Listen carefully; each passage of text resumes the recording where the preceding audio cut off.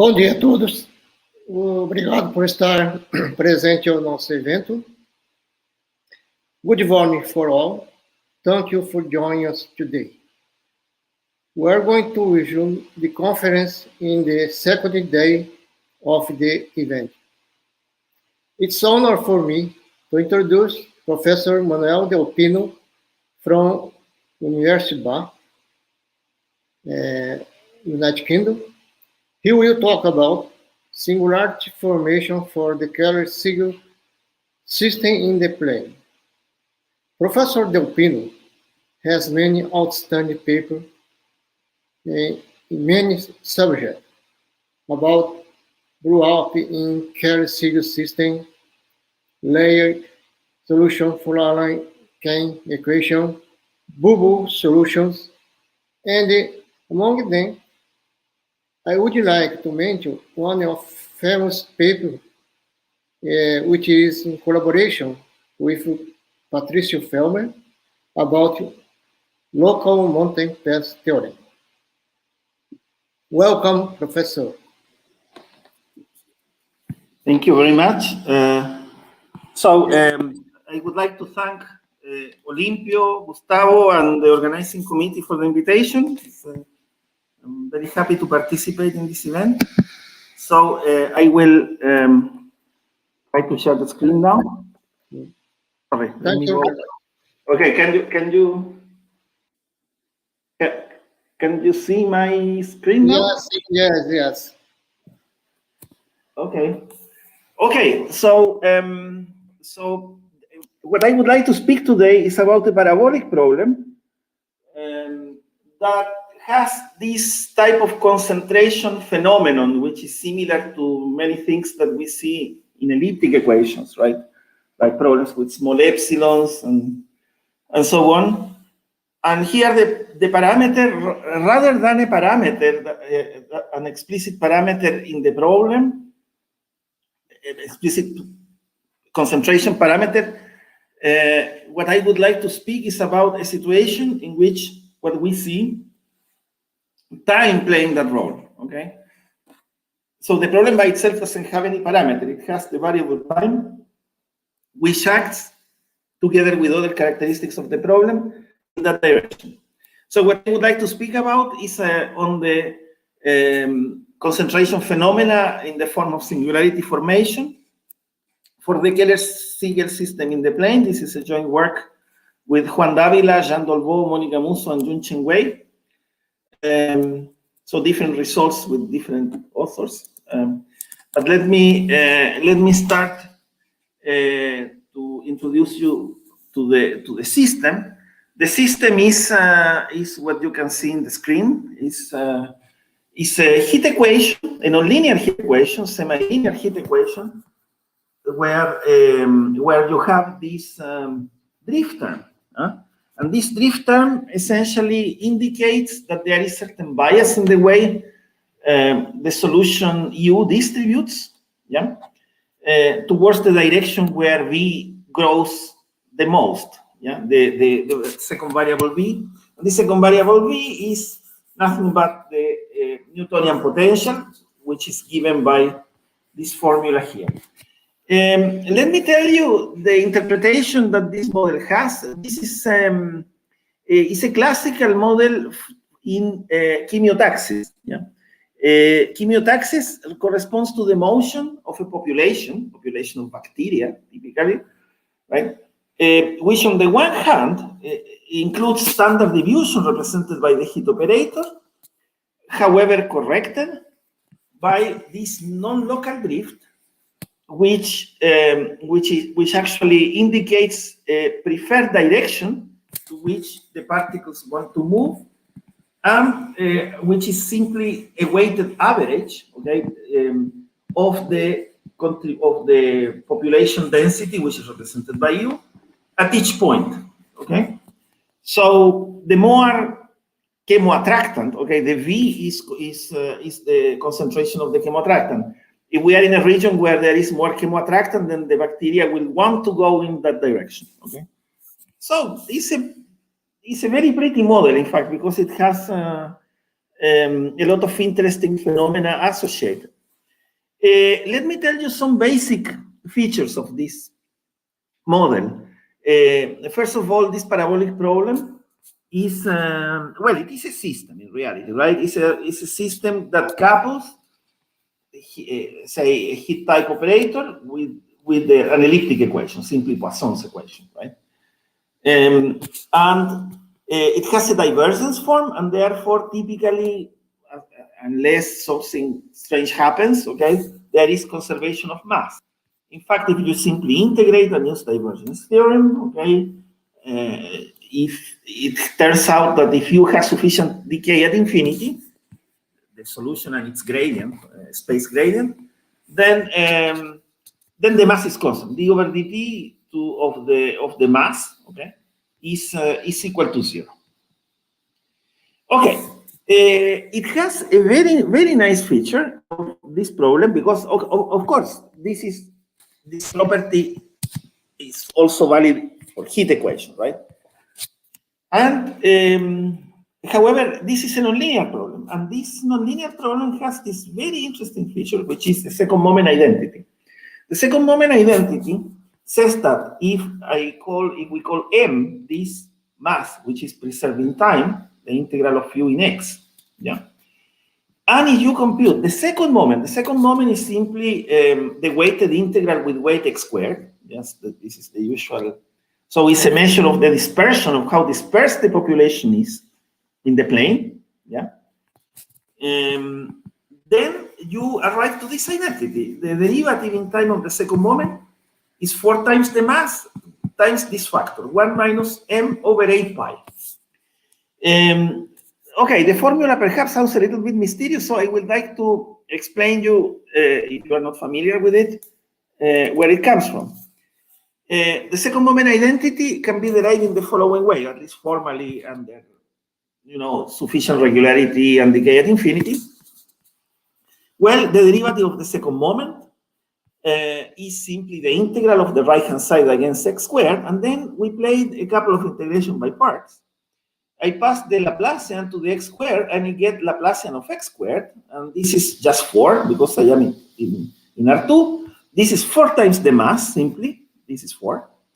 Plus 2 times, then, this integral here.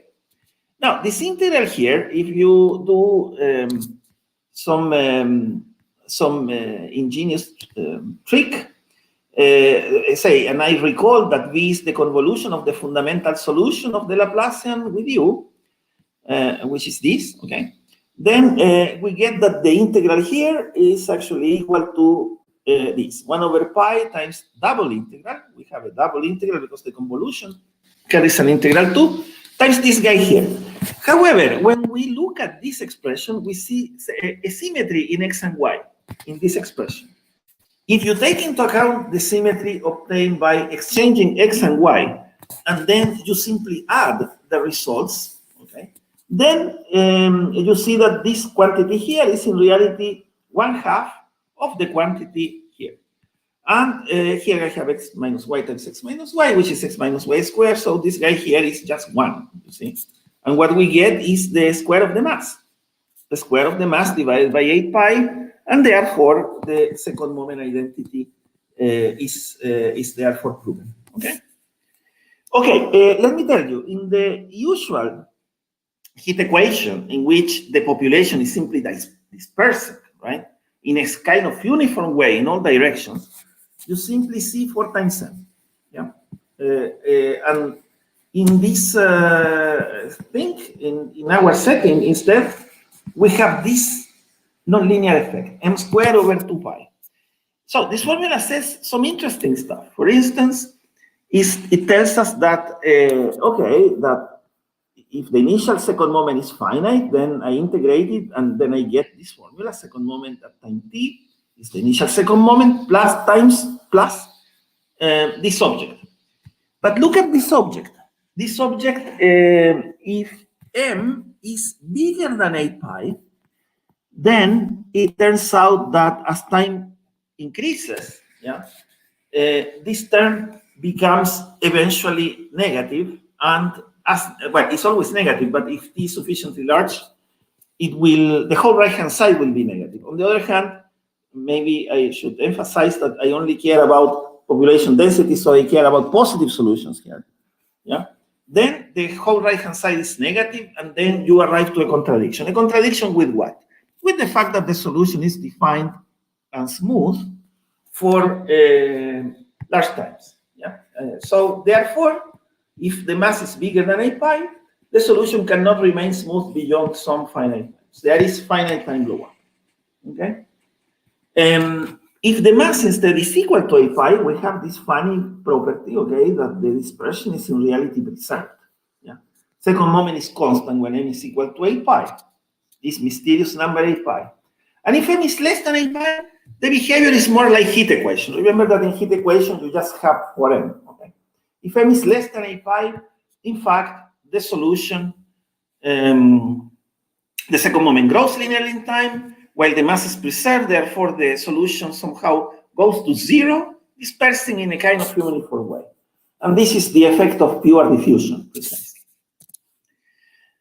Okay, so I go back to the equation. The equation is here, and so if m is less than or equal to a pi, in fact, the solution exists at all times.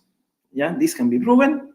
And in fact, if the mass is less than a pi, then the solution goes to zero and spread in a similar way. All these issues and asymptotic profiles and so on were studied by some authors, and there is the seminal work by Jagger and Lukaus, and then a more complete analysis by Louvain many years later, 2006. Okay, let's talk a little bit about the blow-up situation. This finite time blow-up situation in which we have that there is finite time blow-up when m is bigger than a pi. Let me tell you that in the folklore of this problem, not just in the folklore, but also in rigorous results obtained under sufficiently nice assumptions, okay, that I will not specify by several authors, what you expect is that if the mass is bigger than a pi, the blow-up is expected to take place by aggregation. What does aggregation mean? It means that in this motion, in this funny motion that the particles want to go towards places where there is higher concentration of the chemoattractant, then what you will see is a spike forming. There is a big chunk of population concentrated around a finite number of points.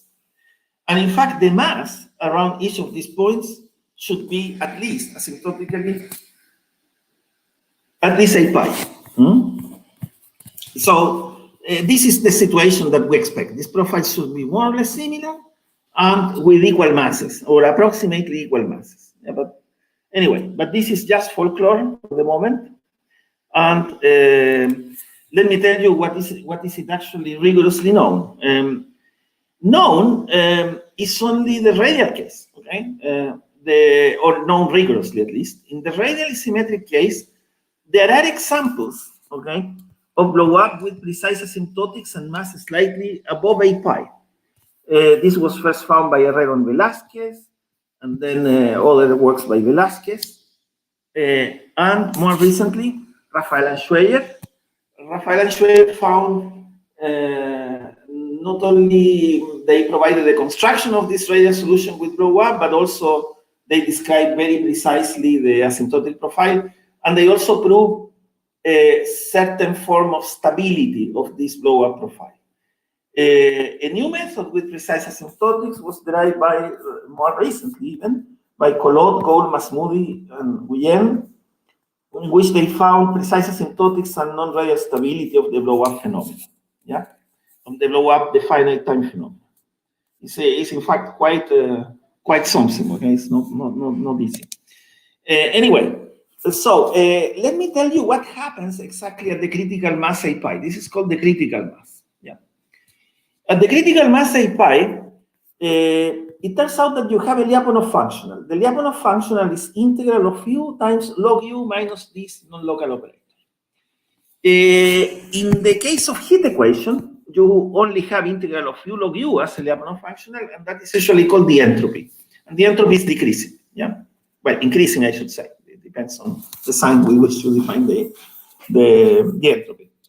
It turns out that this is a Lyapunov functional also in the Keller-Segel system, but with this non-local thing included. And you find this identity, the derivative in time of the energy at the solution of the equation is decreasing. In fact, it's negative. Strictly negative, in fact, except when you have that this guy inside here, inside the gradient, is a constant. When this thing is a constant, it turns out that, well, asymptotic vanishing, in fact, would imply that you should see zero. In fact, that's not constant. But anyway, let me say that this vanishes precisely at these functions, and these functions are the steady states. And this is probably familiar for many of us, right? It's the Liouville equation. It's simply the Liouville equation in R2. And now this starts explaining, okay, why a pi is the right critical number. The reason is that the mass of the finite mass steady states of the Keller-Segel system or solutions of the Liouville equation in R2, they have mass exactly a pi. In fact, this is known for many years. There are different proofs of this fact, that an entire solution of the Liouville equation with finite mass, they are all classified. In fact, they all have the form of these bubbles. Okay, these bubbles all have the same mass, and the mass is precisely a pi. And these bubbles can be, they are constructed simply by translations and scaling of a single object, which is this guy here. These scalings are precisely those that preserve the mass, of course, because we are in R2. This is why the power minus 2 is here. Okay. So now, in addition, by the way, the energy functional that I mentioned above, in fact, have also this characteristic. All these guys, all these states, okay, have all the same energy. When lambda goes to 0, in fact, the mass of this is preserved, right? So you see a concentration phenomenon. This guy decays like 1 over rho to power 4, 1 over x to power 4 when you are far away. So, I mean, you easily see that away from the origin, from the center, as lambda goes to 0, these guys go to 0 and they have the same mass. So the whole thing approaches a Dirac delta. Yeah, precisely 8 pi times Dirac delta at the point psi. So you see that we have, in fact, a form of Palais-Mail loft here. Palais-Mail condition means that if you have an energy, right, and you have critical points or a family of almost critical points, I should say, yeah, then if the energy is in additional bounded, okay, then you should see a sequence converging, subsequences converging. Yeah, compactness of the Palais-Mail sequence. So this is an example in which this doesn't happen because you are going into Dirac delta, a measure that doesn't belong to the energy space. Yeah. And these guys are in some sense, since they are steady states of the Lyapunov functional, they are critical points. So what you have is a family of critical points that has no limit, okay, in the energy space. So this is what that implies is that this problem is in many senses critical. Yeah, it has to do with critical exponents. Well, in fact, in the same way that the usual bubbles, okay, of Van Talenti minimize the Sobolev quotient, okay, the Rayleigh quotient of Sobolev embedding, right? At the extremas of Sobolev embedding, these objects are extremas for this problem, which means minimizing the energy that I presented you before, but subject to you having a mass equal to a pi. And in fact, these objects, the U0 and the U lambdas, are in fact have this characteristic, okay? They all have the same, they are minimizers. So here I comment what I said before, the functional loses the PS condition, the Palais-Mail condition along this family. And that makes problem, right? As we know, right? This loss of compactness gives rise to concentration phenomena and that type of concentration feeling is what people usually call bubbling, yeah, along the flow in this case. The problem is critical, and this is what happens with these functions u lambda when you scale them up.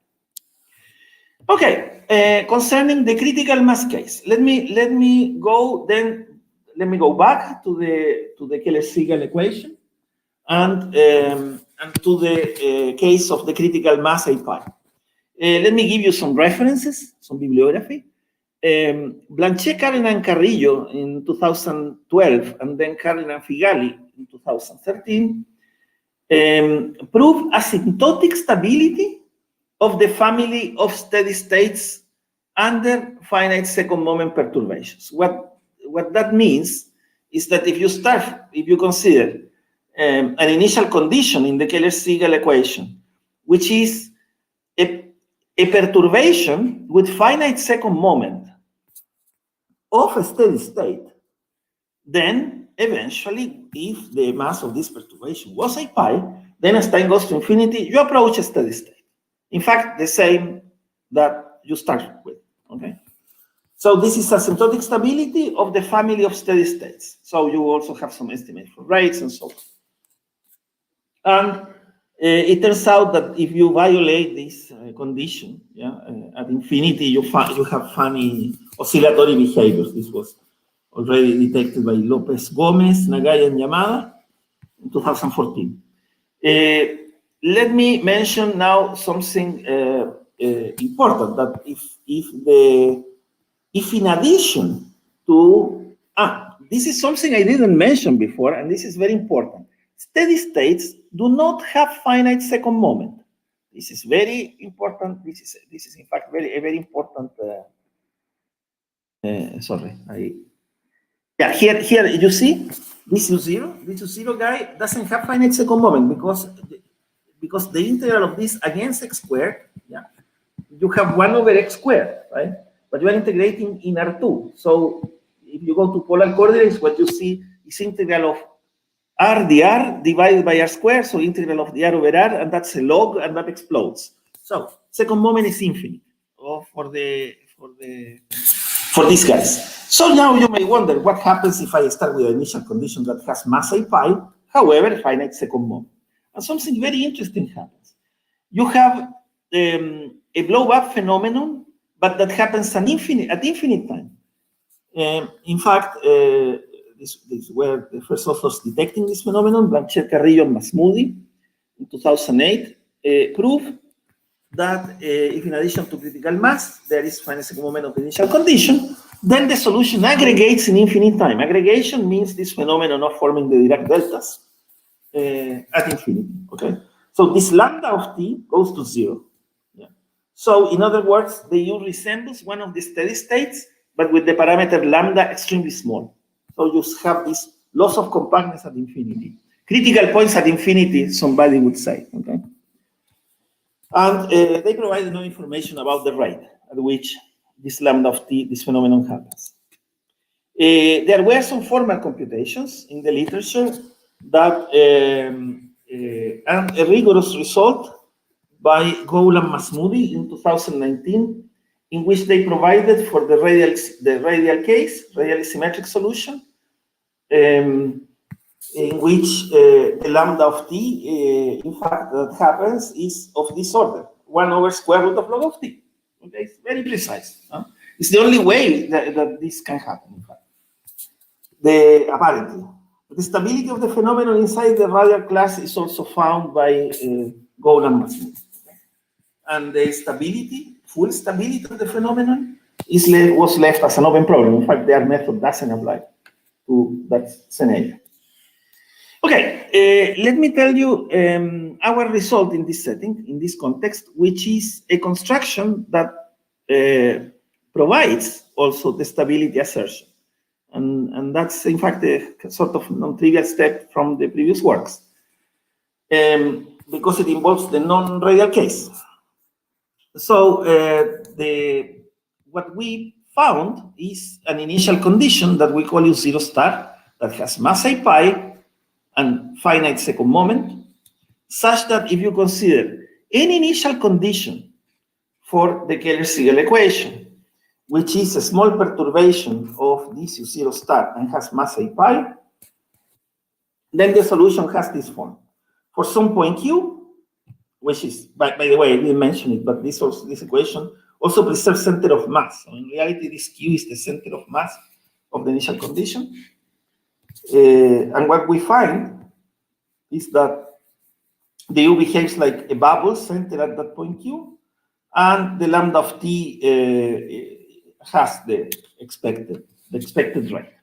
Yeah. So this result, in fact, concerning this, the main thing is that the result, in fact, has this stability assertion, in the sense that if you consider any initial condition close to U0 star that preserves the mass, then you will see the same phenomenon, okay? Perhaps with the Q slightly different, but still the same thing.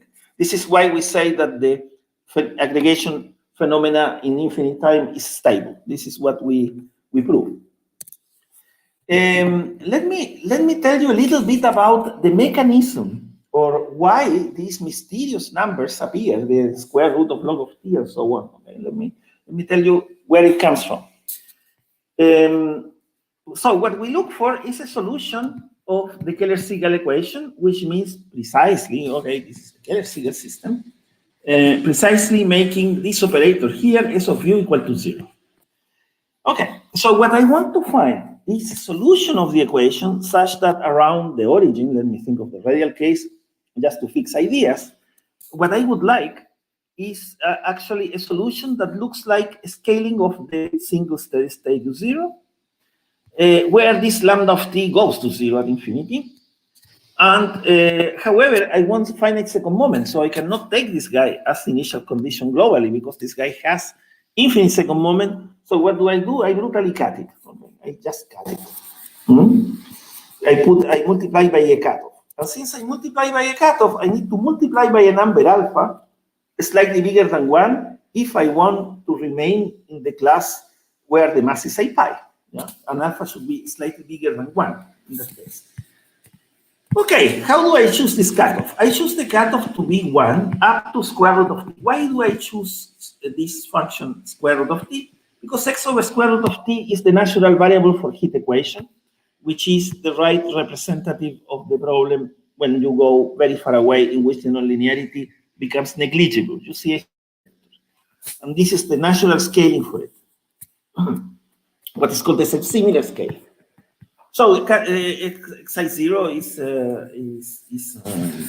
Chi0. Sorry, Chi0 is a smooth function.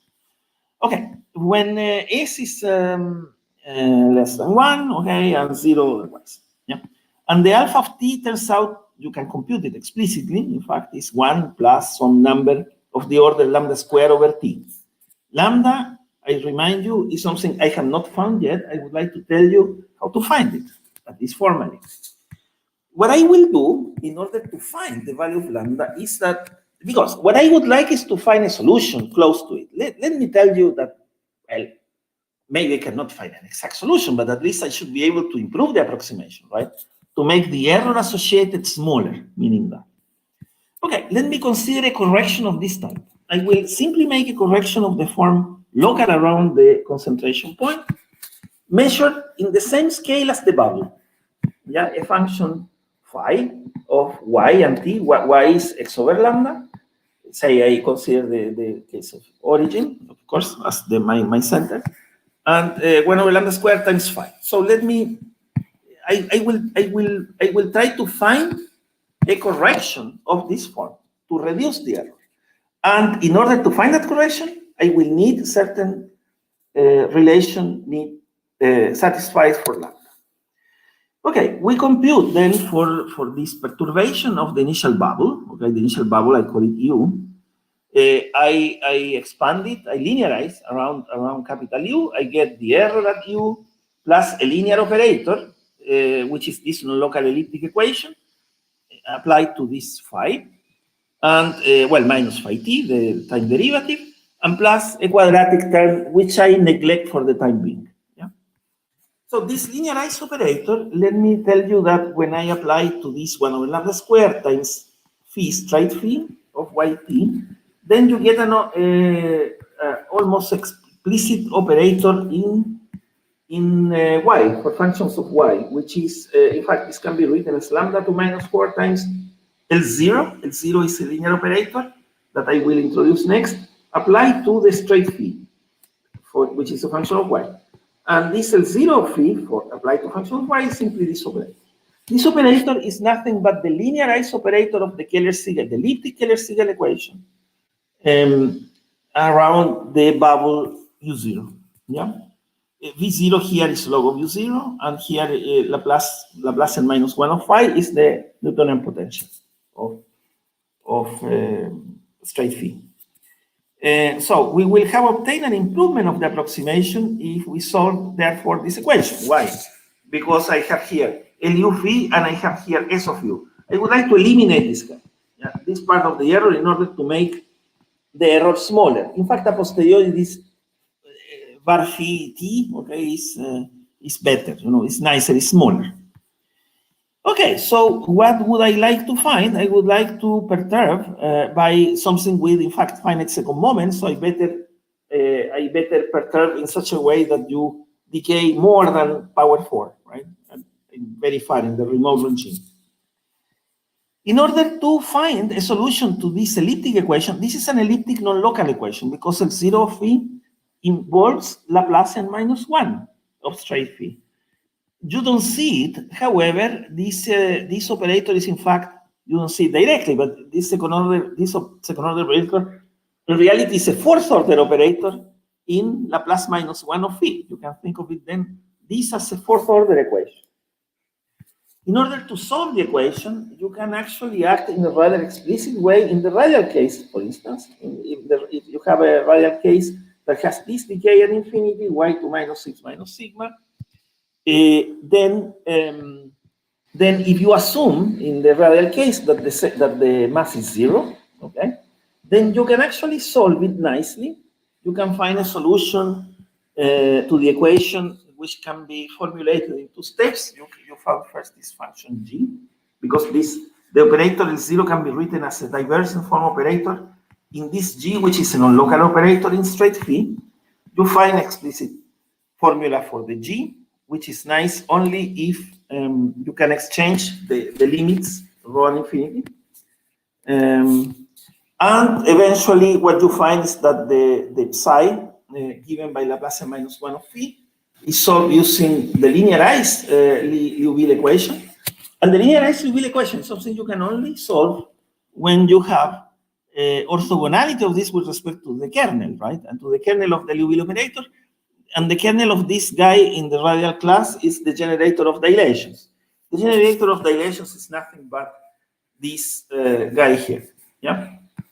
In fact, if you do the computation, then you realize this very interesting thing. If you compute the second moment of the right-hand side of the error, then what you find is that this is precisely this right-hand side multiplied by the generator of dilations. Yeah, and this is a very interesting fact, because what it tells you in summary is that you can actually find a solution that improves the approximation, yeah, if and only if you have 2 conditions satisfied. The error, the right-hand side, has mass 0, and its second moment is 0. You need the 2 things.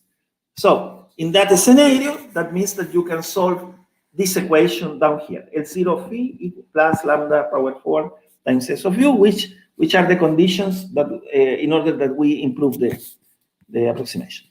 Okay, so what we need is these 2 conditions. Yeah. And now, if you make the computation, this is cute actually. If you do the computation, you immediately see that the mass is 0, simply for 2 reasons. One is that the mass of UT is 0, because that's the derivative of the mass. The mass, I assume, that is constant, equal to a pi. And on top of that, in fact, the computation similar to the one I showed you for the second moment, in fact, tells me even more. Tells me that the second moment of this nabla divergence here is in reality 0. And there we use that the capital U is a pi. You get it right away. It's the same as the second moment. of the right-hand side. It's the same computation. Finally, what you this is what I told you before. Then what do we need? We need that the second moment of the error is 0, and that amounts therefore to this thing here, that the integral of ut times x squared is 0, and that means that the derivative of the second moment of the capital U, the first ansatz, should be 0, and therefore this should be constant. Okay, in summary, this is the condition that we need, and this you don't see directly, but this is a condition in lambda. Why? Because the capital U, I remind you, is the cutoff multiplied by the bubble scaled, right? This should be U0, by the way. Huh? And if you do the computation, you see U of R times R cubed and so on, and but integrated only up to where you cut off, which is square root of T over lambda, and then you find this approximation, lambda squared times log of square root of T over lambda. Okay, in summary, what we want is that this lambda squared log square root of T over lambda be approximately constant, and I call that constant C squared. For T large, this is positive, supposedly, right?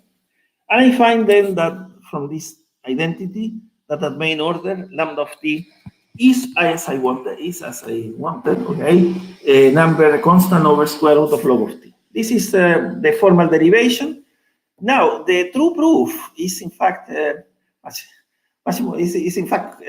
much more delicate, okay? But the basic elements or the basic intuition for the construction is along the same lines as I am showing here. Okay, let me tell you something that we have, in addition, the following scenario. When we go to a number, capital T, okay, in fact, instead of going to infinity, you can also find a solution that has blow up in infinite time in this form. So you can actually prescribe a finite number of points and find a solution. And this is also new, okay? Now, something that we found particularly interesting, however delicate, is that, in fact, you also have a blow-up of solutions that are not radial at a single point. Yeah. In fact, what you see is a profile that is actually bubbles blowing up at time, at the finite time capital T, and with this profile, yeah, which is similar, however, scaled by lambda of T, which is something smaller, not much smaller, but smaller than T minus T to 1/2, which is the self-similar scale. In fact, these points Aj correspond to polygons. Okay, so what we see is like a sort of spider, however, collapsing, with the legs collapsing onto the origin in the form of this element vortices of a regular polygon times the self-similar scale.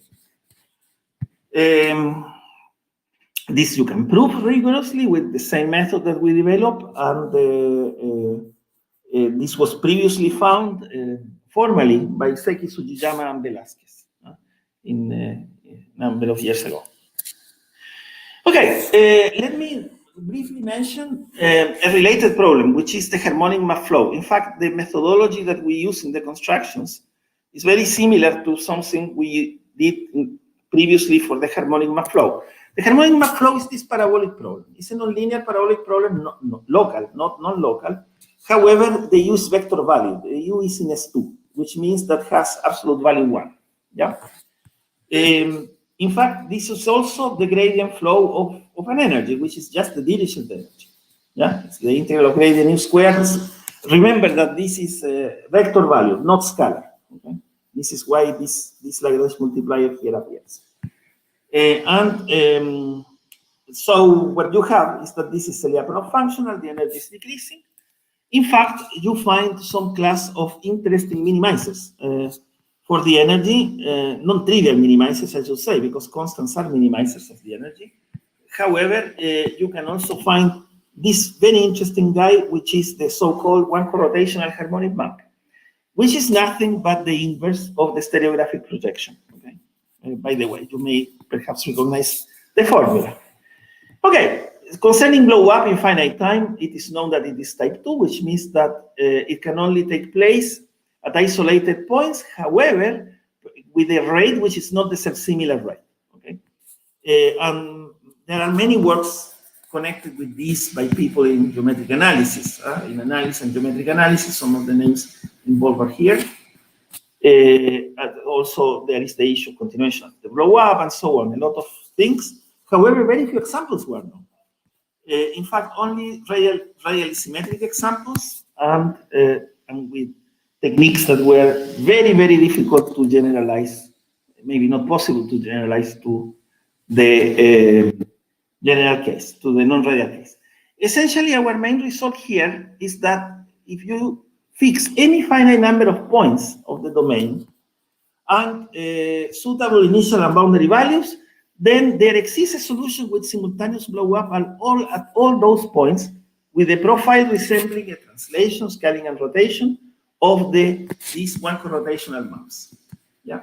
In fact, we also characterized, and this is a reason why probably this was very hard to find the solution rigorously, is that this phenomenon, for instance, for single blow-up point, is unstable. In fact, dimension 1 stable, so it is not so easy to capture.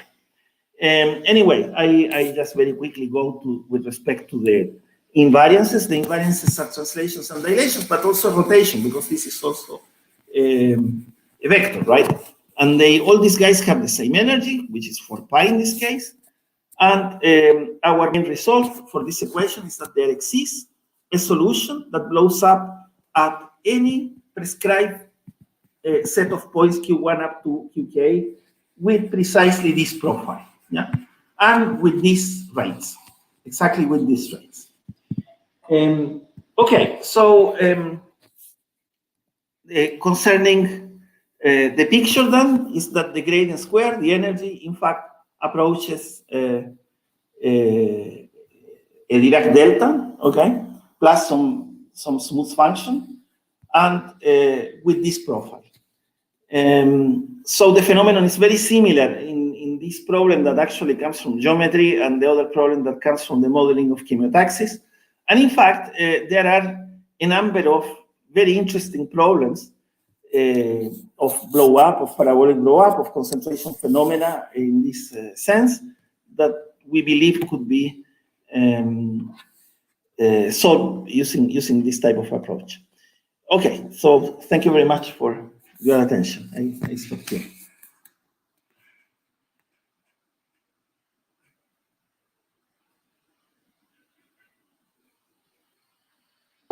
I will see if you have some questions.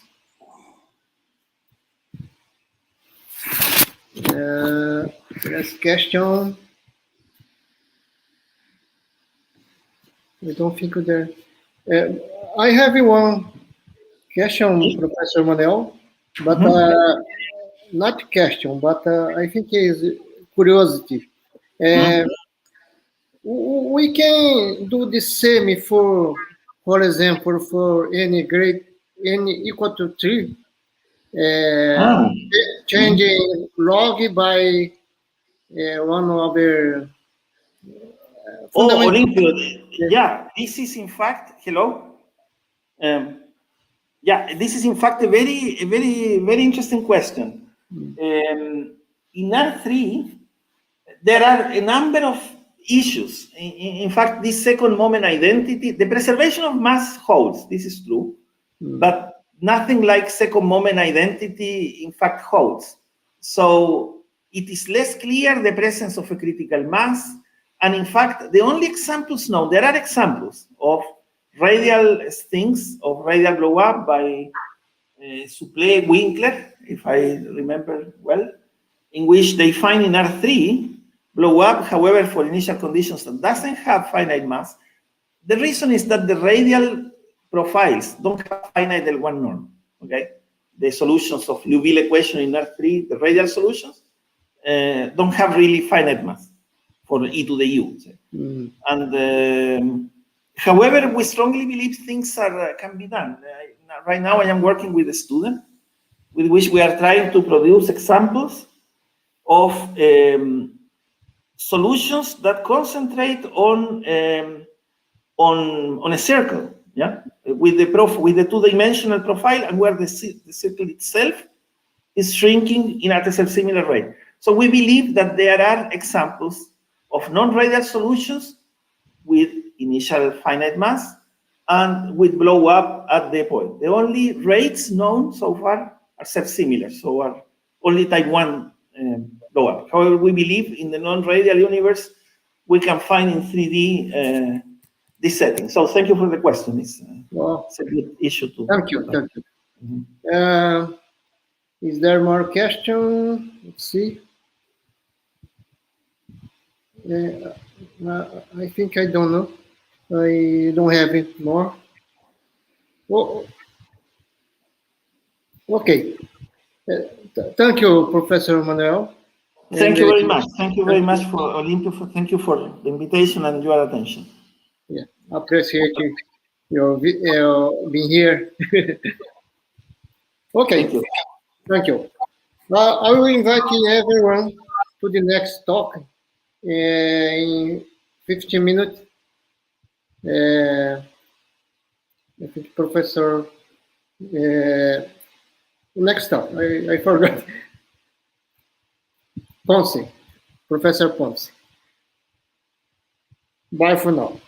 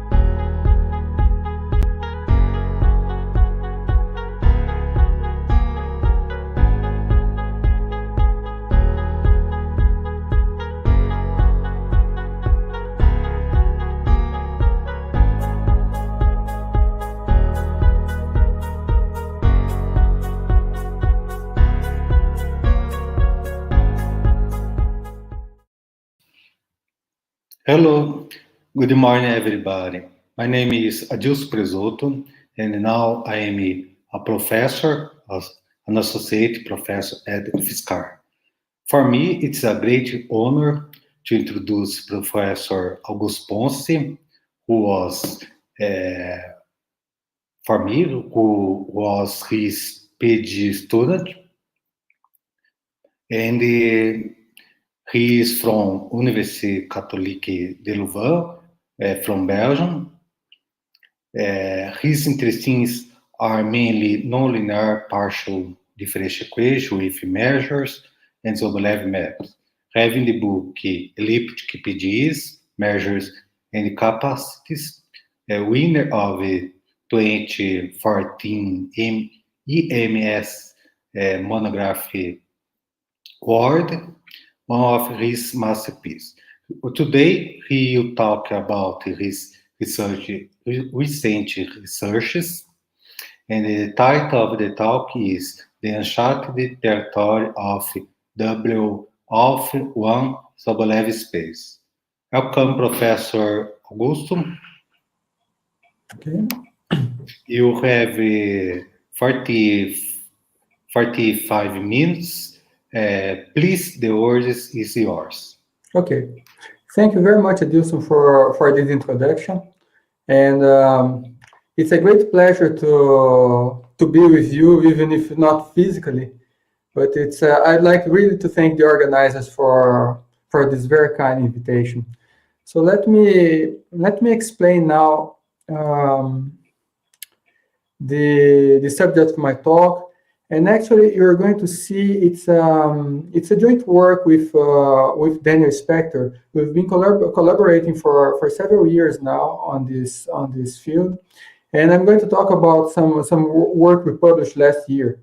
It's about precisely about these Sobolev spaces W alpha 1, and perhaps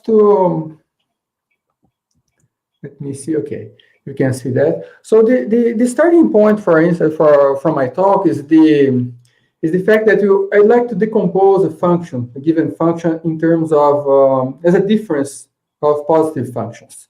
Now, if I take the standard decomposition as of a function in terms of its positive part minus its negative part, well, it does the job, and it's very and the positive and negative parts, they enjoy many properties from U. For instance, you have continuity of both functions if U is continuous.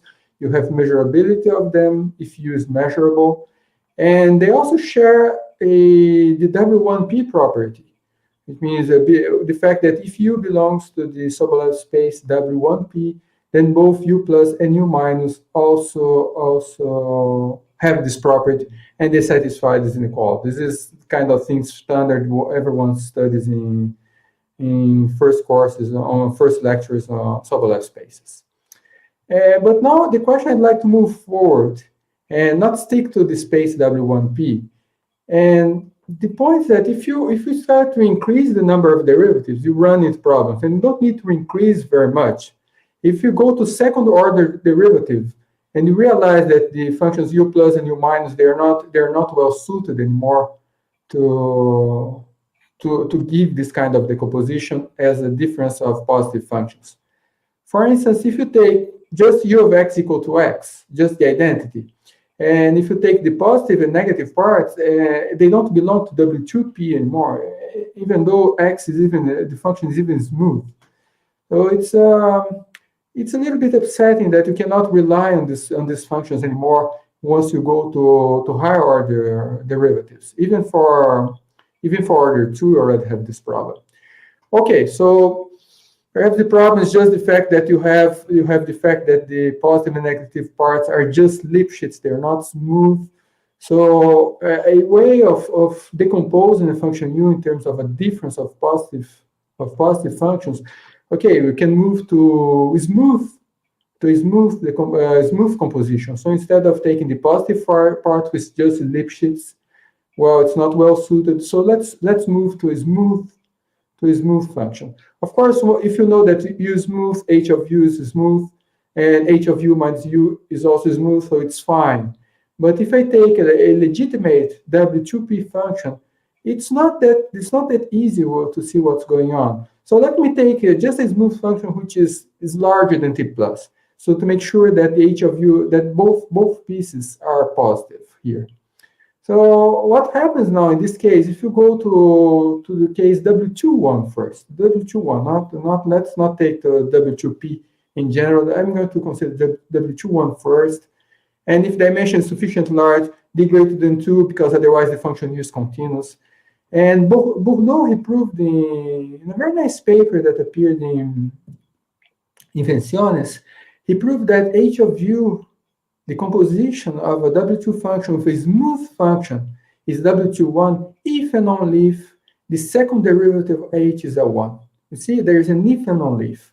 So, okay, if you take a function h such that its second derivative is a 1, you're back to business. You know that h of u is W21. So we start with a function in W21, we end up with as a difference of non-negative W21 functions. And you also have a nice control on the W21 arms of these functions. But then, okay, you might be happy about this, but then there's a big problem. And Bourdeau's result is something which is very specific for p equals 1. And actually, there's a construction of Dalberg, which is very surprising in the sense that if you take p, your exponent p, between 1 and 2, so you miss the exponent 1 now, like go above exponent 1, you have that for a smooth function, you have a very strange property. You know that h of u is in W2p for every u, then h has to be a multiple of the identity. So you cannot take a nonlinear composition. If you take a nonlinear composition, you cannot expect to have h of u in W2p for every function u in W2p. And you could even say, okay, let me take h with compact support. It doesn't work. It's very surprising. It's not a problem of u being too wide at infinity. No, it's not even that. Even a function h, capital H, with compact support, you cannot compose it for every W2p function. There's also what Dalberg showed, that you can always find a function W2p that runs into problem, unless h is a multiple of the identity. So it's hopeless to keep this path if you want to find the decomposition of u as a difference of positive functions in the same space. So it's completely hopeless to keep trying keep searching for a fixed smooth function h. So there's another strategy which is very successful in this case. You work with Bessel potentials. So a Bessel potential is a non-negative function whose Fourier transform is given by this. I don't care about the explicit formula. You can try to see how it behaves, but I don't care about it. It's written in terms of it's in the Fourier space in this way. And the nice thing about Bessel potential is that you have this isomorphism between the fact that you have a function in W in the Sobolev space, if and only if you can write it in terms of convolution of the Bessel potential with function LP. So you see the alpha that appears there is the same alpha that appears there. So it's once you have the order, you can start playing with this isomorphism with a fixed potential. And now the fact that G is positive, you just take this function f. So it's an isomorphism for each u. There's a unique f which is associated to it. So just take the positive part of f and the negative part of f and convolve with G alpha. So by this equivalence, automatically each piece is in the space W alpha p, and you have a nice embedding, you have control of the positive and negative parts in terms of the normal view. Now, here, what about alpha? Alpha is any real number, any positive real number, you can do this. But there's a problem here with this isomorphism. It's false for p equals 1. It only works if p is between 1 and infinity. So 1 is excluded, infinity is excluded. It only works for p strictly between 1 and infinity. And this is what usually happens in potential theory. These borderlines, they give it's a lot of problem. And okay, so it solves the problem, it solves the question. This argument solves the question about the composition of a function in the space W alpha p, but you're not able to solve the case p equals 1 in this case. So this is what I want to talk about, is the fact that even if you cannot do this using the Bessel potential, but there is another strategy that still allows you to work in the case p equals 1. And this is my work with Daniel Spector. What we prove is that now we focus in the case p equals 1. So I'm not going to, for the rest of my talk, my exponent is 1. I'm treating really this case that cannot be covered by potential theory. And so what we prove is that you can always find two functions, two non-negative functions. Given you can find two non-negative functions in the same space W alpha 1 for any alpha positive in such a way that you use the difference of both non-negative functions and you have control their norms in terms of the norm of U. So you have this very nice, decomposition. So you see, you cannot get it for every alpha. You cannot get it by just taking positive and negative parts. You cannot get it by composition with smooth functions. You cannot get it by using Bessel potentials. And what's very surprising is that behind the proof, behind our construction, which is not explicit, it relies implicitly on the axiom of choice. It relies on the axiom of choice because at some point in the argument, we need the Hahn-Banach theorem, and you know that Hahn-Banach theorem relies on Zorn's lemma, which falls from the axiom of choice. So it's implicitly, so our construction is not explicit. So we don't have a roadmap that gives you these two pieces. But the goal of my talk is now to explain you how we managed to get this. So I'm not going to enter in the proofs, but it's what I'm going to convince you is that the argument is very geometric. It's purely based in geometry. And I'm going to show you where the axiom of choice is going to appear. It appears in the proof of an estimate, but I'm not going to focus on the proof, so don't worry about that.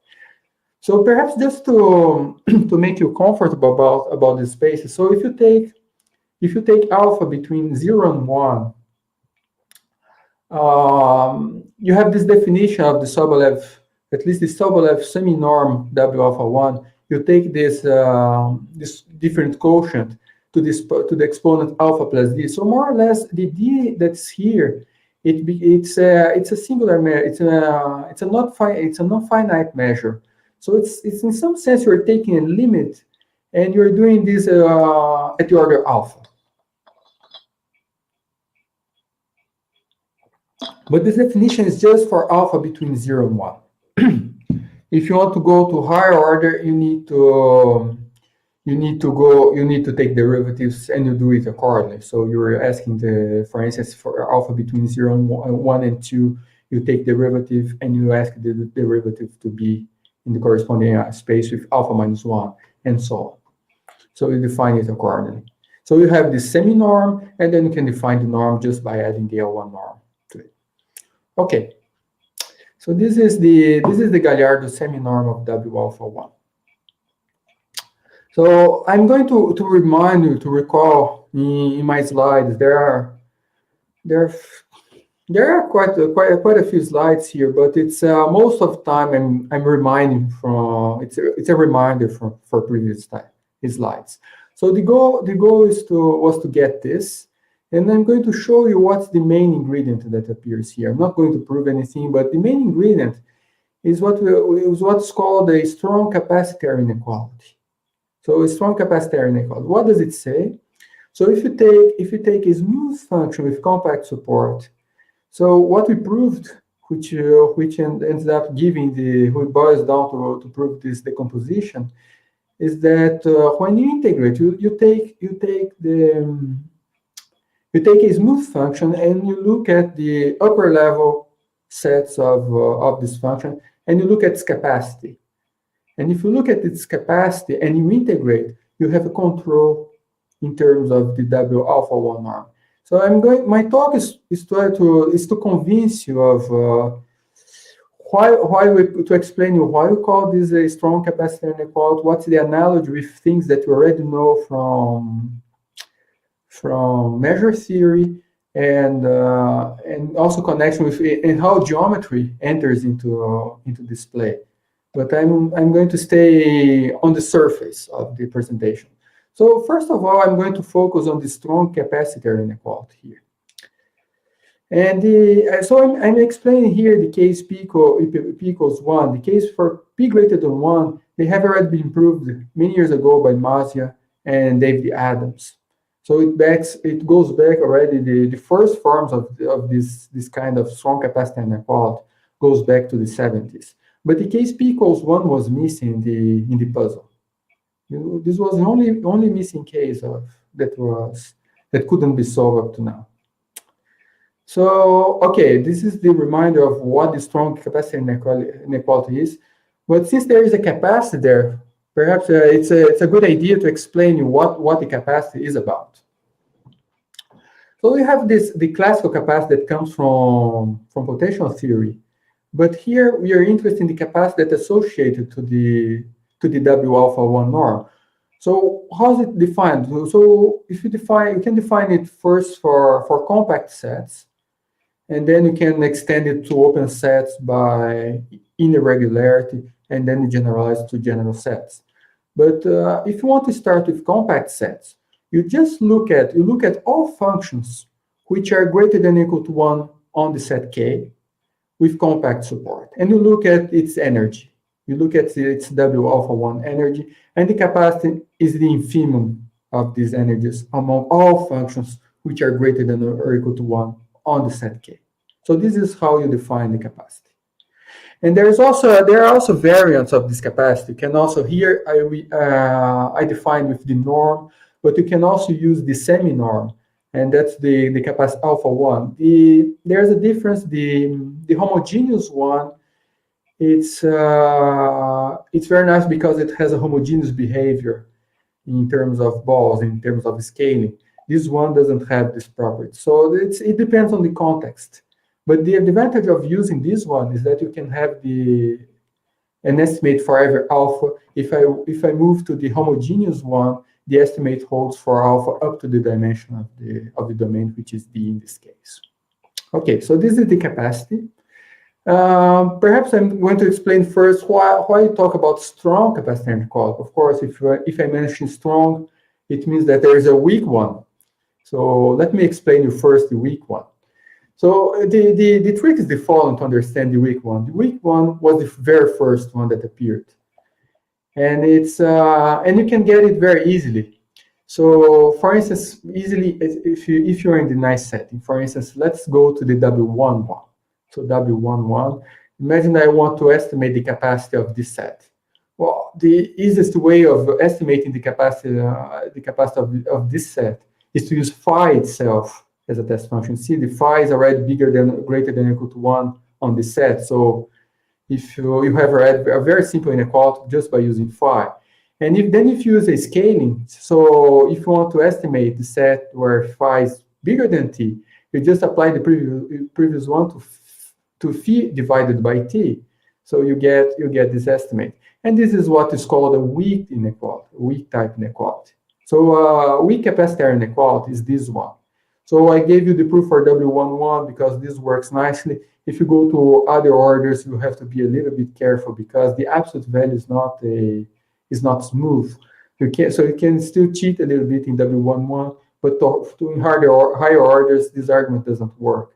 But still, one can prove the weak capacitor inequality. And so this is the weak capacitor inequality. And if you compare to the strong one, you see, so it's like using Chebyshev inequality.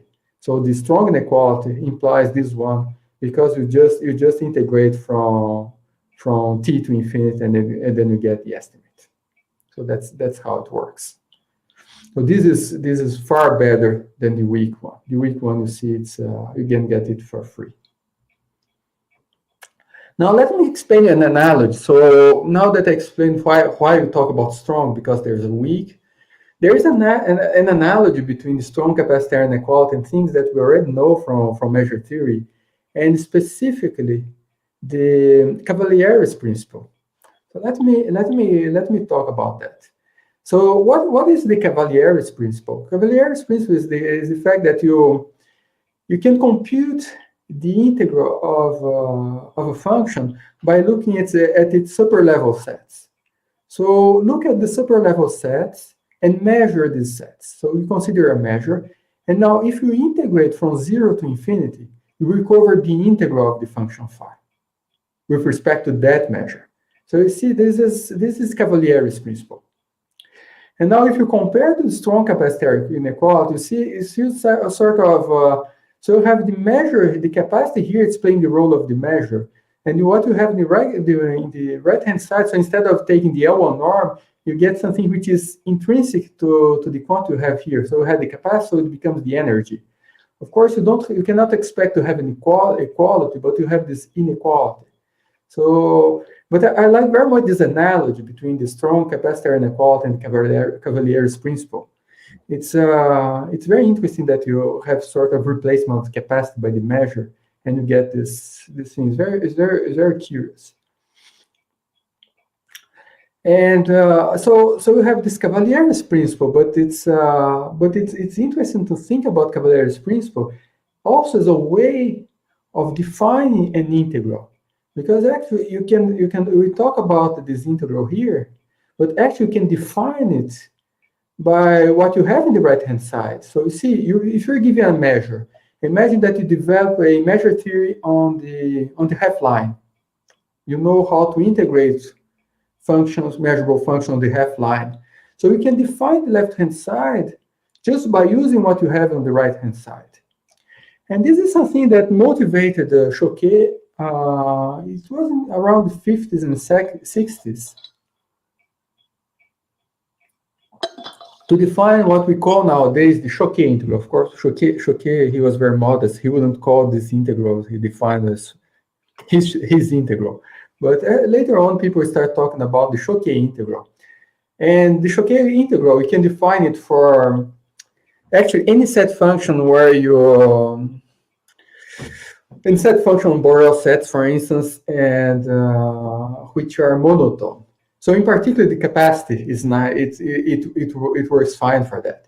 So like you can model a sort of, you can model a definition of an integral with respect to capacity, and actually with respect to a set function, monotone set function, just by using what you have here in the right-hand side in Cavalieris Principle. So what you follow in Choquet, you can define this integral of phi, absolute value of phi, with respect to the capacity, as the integral of the capacities of the superlevel set. So this is a definition. So you see, this is a definition of course, the capacity, be very careful, the capacity is not a measure. But you can define it, you can define a quantity to denote in this way using an integral. Why not? But should be very careful with this definition, because this definition is not, you don't, for instance, you don't have subadditivity of the integral. For instance, if you have the integral of the sum of two functions, it's not equal to the sum of the integrals, it's not even less than or equal to, you have a factor 2 that appears. So you have to be very careful. And there's a very nice, beautiful theorem by Choquet, where he completely characterizes when his integral is subadditive. It's very beautiful. So, but now if you use this notation, it's a very, very interesting. If you use this notation of the Choquet integral, so instead of using this cumbersome capacity inside, you can just write in this way. So you get a very nice analogy with respect to the Cavalieris Principle. So you get really the integral with respect to the capacity bounded by the energy. Okay. So now let me explain how we can move to this strong capacitor inequality. So I try to make you comfortable about that. And The story goes back to what's called the box inequality of Augustine. So this is something very fundamental in geometric measure theory. And it says something very simple. If you have a bounded open set with smooth boundary, you can cover this set with balls in such a way that the total perimeter of the balls are controlled by the perimeter of U. So it's always possible to cover U using balls without using too much perimeter. Of course, you can cover with lots of balls, but you can do it in a sort of very economical way, in such a way that you have a nice control on the total perimeter that you are putting there. So not only you cover, you can cover controlling the perimeter. And here the perimeter of U, I can take, for instance, the definition of the George as in terms of BV theory of functions. So I look at characteristic function of U, and since U is a nice smooth set, its derivative is a measure. Its distribution derivative is a measure, so I can take the total variation of the measure, and this is the perimeter of U. This is a way of defining the perimeter. Okay, but now what I'm interested in is to move to a general parameter alpha. Not only here, it's essentially I'm taking the case alpha equals to 1. And let's move now to a sort of fractional box inequality. So if you check carefully in the argument from Augustine, you realize that for every alpha less than 1, exactly the same choice in his proof, you can do in such a way that you can control the sum of the radii to the power d minus alpha. So before it was d minus 1, here I'm using d minus alpha for alpha less than 1. And this can be controlled in terms of P alpha. And what's P alpha? P alpha is what's called the fractional perimeter of U. Now, the definition of the fractional perimeter is like in the definition of the George, but instead of using the W11 semi-norm of chi of U, which was the total energy, the total mass of derivative of the characteristic function, you take the semi-norm, the W alpha 1 semi-norm. So this is how you call the fractional perimeter. People in general, they use a factor of 2 in there. I don't like to use the factor of 2. I prefer to stick to the George's definition. So there is no constant here. And this has been investigated by many people for the past 15 years, more or less, by Ambrosio, Caffarelli, and their schools. And if you write it explicitly, so the fractional perimeter is just given by this. So you have something very, very explicitly for the fractional perimeter. And but there's something which is a little bit upsetting, that this is not very, this doesn't behave very nicely when you go to the endpoints. If you let alpha go to 0, or if you let alpha go to 1, you have a big problem here of P alpha, because it does not converge to the P1, and it does not converge to the bag measure when alpha goes to 0. So this is the first thing that I'm going to talk about. Is that if you have this problem, if you stick to this estimate, it doesn't behave very well when you go to the endpoints. And this was observed by Bogan, Brazil, and Mironescu about 20 years ago, that if you let alpha go to 1, you see, I told you, P alpha goes to infinity, but if you normalize it, if you put a constant 1 minus alpha in front of it, then it does converge to the perimeter of U. And actually, the exact equality, I'm talking about Bogan, Brazil, and Mironescu, but I also should mention the very important contribution by Juan Davila, because Bogan, Brazil, and Mironescu, they most managed the case of Sobolev spaces, and here we're really in the BV case, which was studied by Davila. So this was the case, alpha going to 1. And then Mazia and Shaposhnikova, they consider also the case where alpha goes to 0, and you also have this renormalization factor in front of it. And the first thing I did with Daniel is to observe that actually, if you're very careful in the estimates that appear, it's not something which is completely straightforward. You have to be very careful and use in a very careful way the Wiener's covering lemma, and you can find exactly the nice behavior of the constant that appears, and you realize that you can add these terms the term alpha times 1 minus alpha, so you have something which is completely coherent with the endpoints. So in this formula, if you let alpha go to 1 or alpha go to 0, you get what we're supposed to get. So there is no gap anymore in this in the passage to the limit. Now let's move forward. Now concerning the quantity that I have here in the left-hand side, this is something very geometrical. You see the perimeter. You might say, okay, the perimeter was this is geometry, but not really, because the perimeter was defined. How was it defined?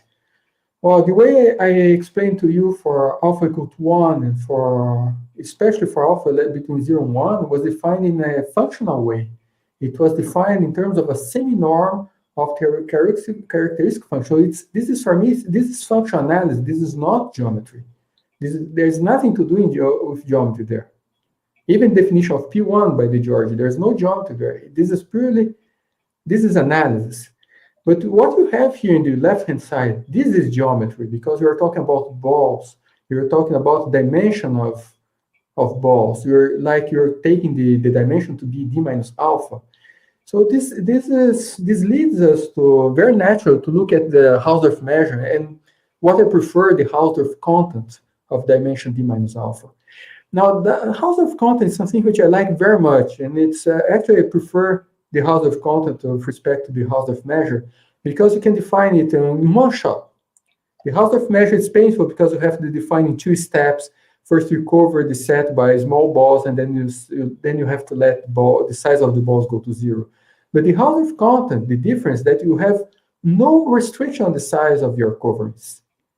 So the Hausdorff content is really the extreme point in the definition of the Hausdorff measure, where you put no restriction on the size of the radii. So that's why you put the infinity here instead of usually put a delta there to say that the radii are less than delta. So here I put an infinity, which means there's no restriction to the size of the radii. Now, if you consider the Hausdorff content of the set U, then you can rephrase this box inequality, the fraction box inequality, in terms of the fraction of the Hausdorff content. And what's nice about this inequality is that you have this connection between a geometric constant and a geometric function, which is the Hausdorff content, and you have this function analytical guy, which is the perimeter. Now, what happens that when you integrate, this is something which was observed by visiting. It was more or less end of the 80s, beginning of the 90s. This was really far before people start talking about the fraction perimeter.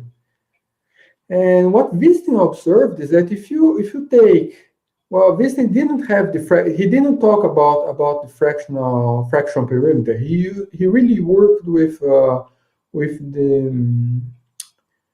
semi-norms, the Sobolev semi-norms. And what he observed, it was a very simple computation used Fubini's theorem, that when you integrate these guys, so you just integrate and apply Fubini's theorem, you recover the Sobolev semi-norm. So you see, you integrate the fractional perimeters of the superlevel sets of a function of phi, you recover its semi-norm.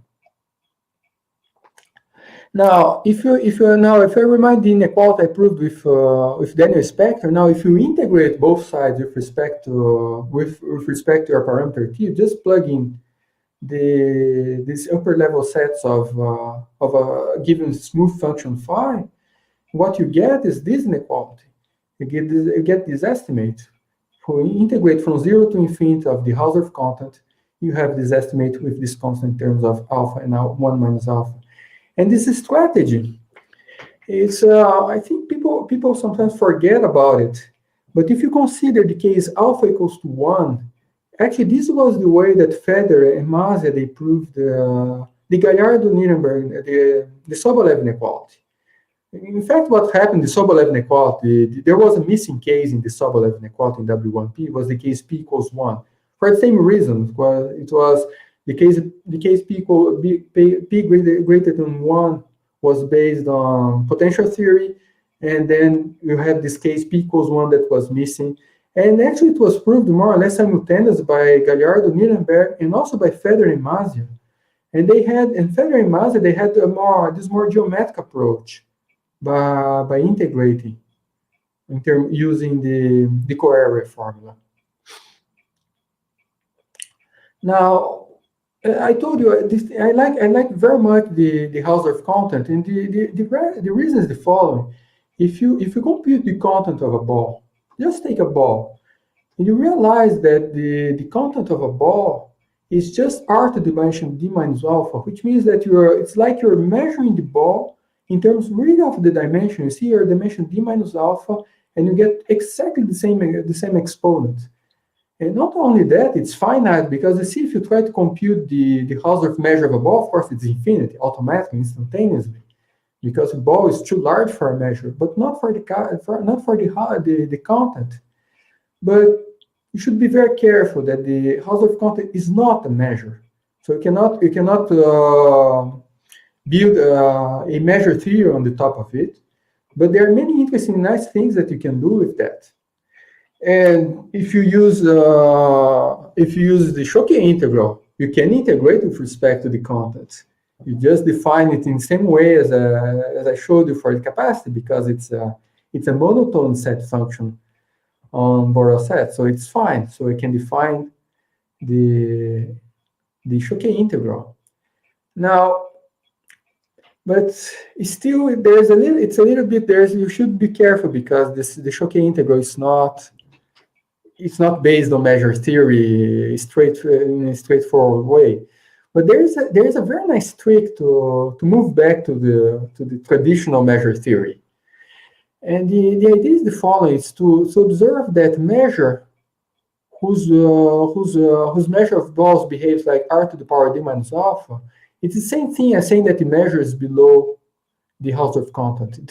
Both inequalities are equivalent. So knowing that the measure behaves on balls like this is equivalent to saying that the measure is below the Hausdorff content. And then Frostman, he realized in the 30s, it was in his PhD thesis, he realized that if you take the supremum of all measures below the Hausdorff content, you recover the Hausdorff content. So what he proves that for each compact set, you realize you can construct a measure satisfying inequality, which gives more or less the value of the content. So this goes back to the 30s. But then people that were in the 60s and 70s, they realized that if you're very careful and use the Hahn-Banach theorem, you can prove something much stronger, which says not only that you have this, but actually you have in terms of the integrals. And in fact, the integral, if you integrate with respect to all measures below the content, you get something which is equivalent to the Choquet integral, which is beautiful, because I told you this is not based on measure. This is not a measure, but this is a trick to move to measure theory. So in some sense, you can prove things about the Choquet integral by saying, okay, instead of working with the Choquet, the Hausdorff content, I work with measures which are below the Hausdorff content. I make my estimates with those measures, and then I take the supremum. And then the supremum gives something which is comparable to the integral I wanted to study from the beginning. And the advantage for things in the left-hand side, you have, for instance, Fubini's theorem, which is beautiful, which you don't have in the right-hand side. Now, so this is, you see, this is how the Hahn-Banach theorem appears into the plane. You have this Hahn-Banach theorem that's hidden in this equivalence. Now,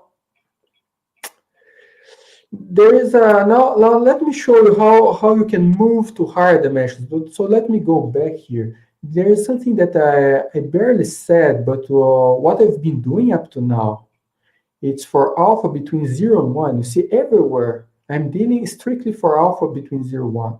This argument up to here, I cannot do for alpha greater than 1.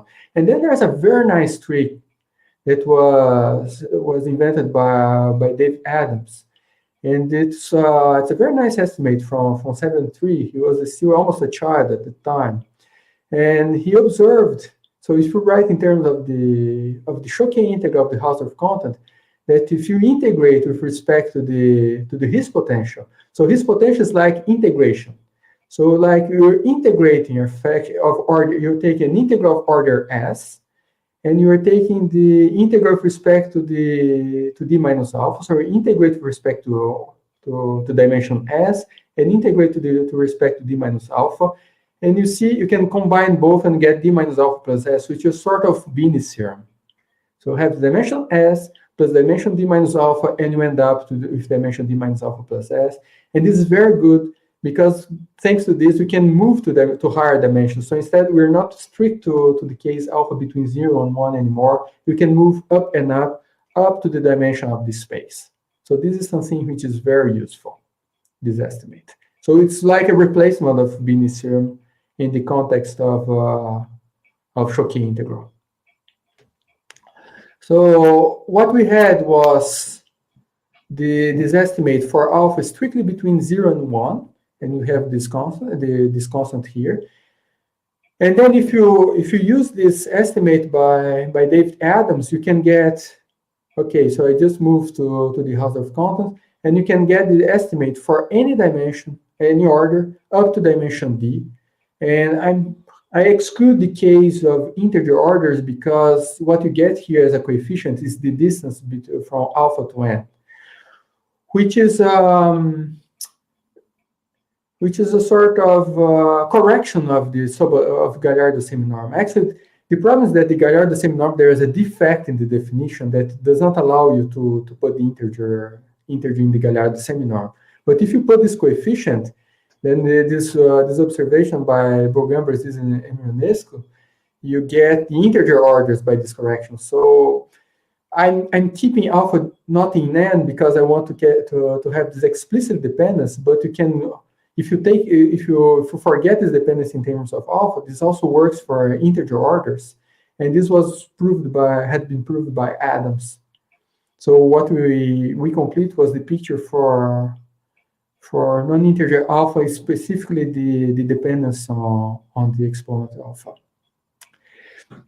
And now the point that now just to conclude here, what is very interesting about this inequality, it contains many known inequalities. Very many known inequalities. And let me explain. I'm not going to follow the proofs, but let me show you. It contains Hardy's inequality. For instance, Hardy's inequality follows from this strong capacitor inequality. Well, the argument is here, but it's just taking the Hardy potential. So, and you realize that the Hardy potential it satisfies the right inequality. And another one, the Gallardo-Nirenberg inequality is also in there. You can also deduce it from there. And this whole, so in particular, it gives the Gallardo-Nirenberg inequality for any dimension. See, it becomes something very geometric.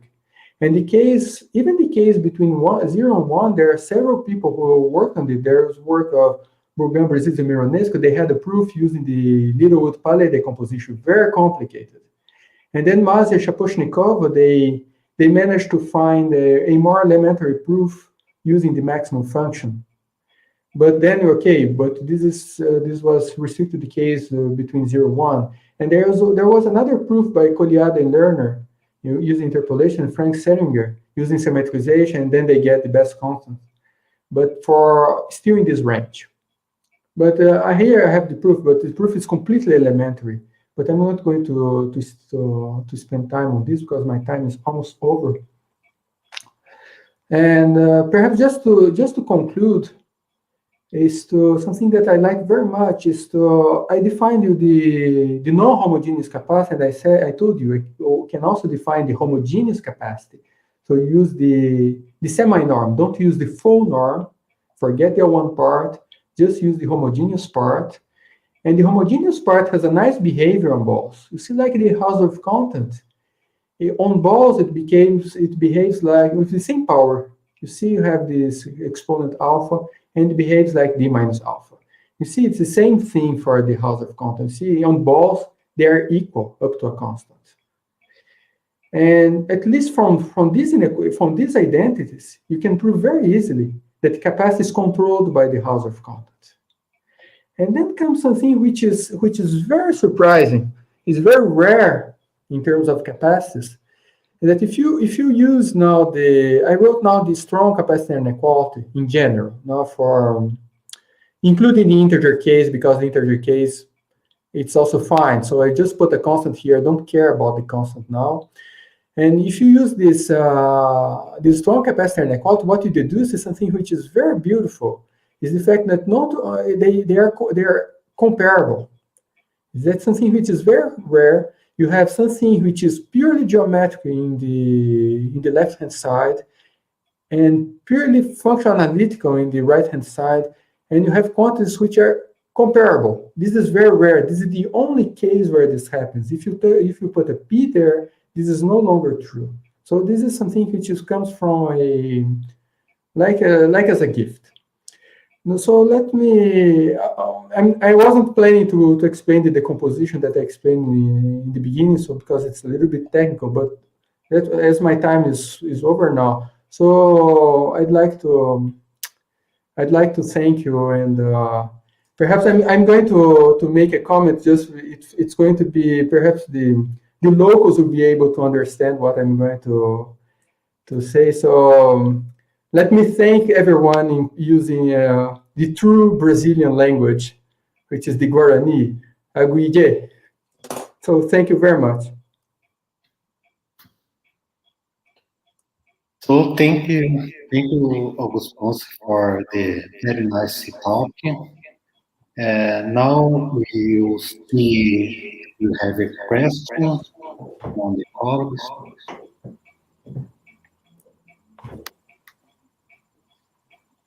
So I think we will have it already, but I'd like to do a question. Yes. With these results, obtained by you and the inspector, Yes. you can treat the nonlinear case as the same way in the Dirichlet problem with the explanation nonlinearity.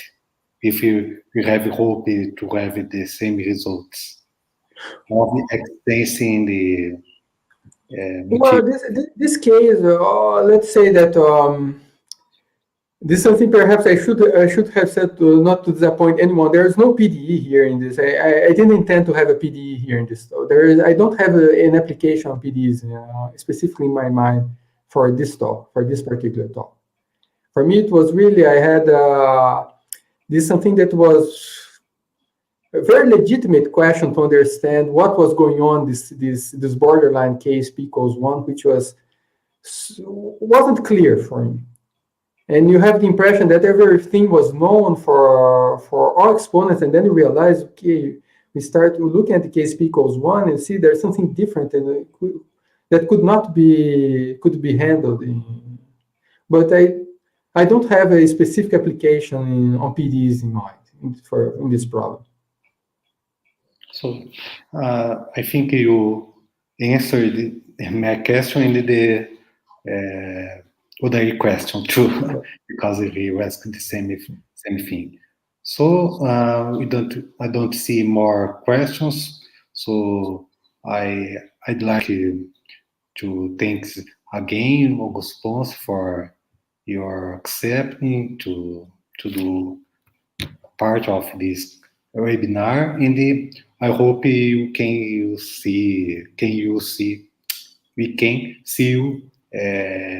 in the next year. So thank you again. Let's hope for it. Okay, thank you very much.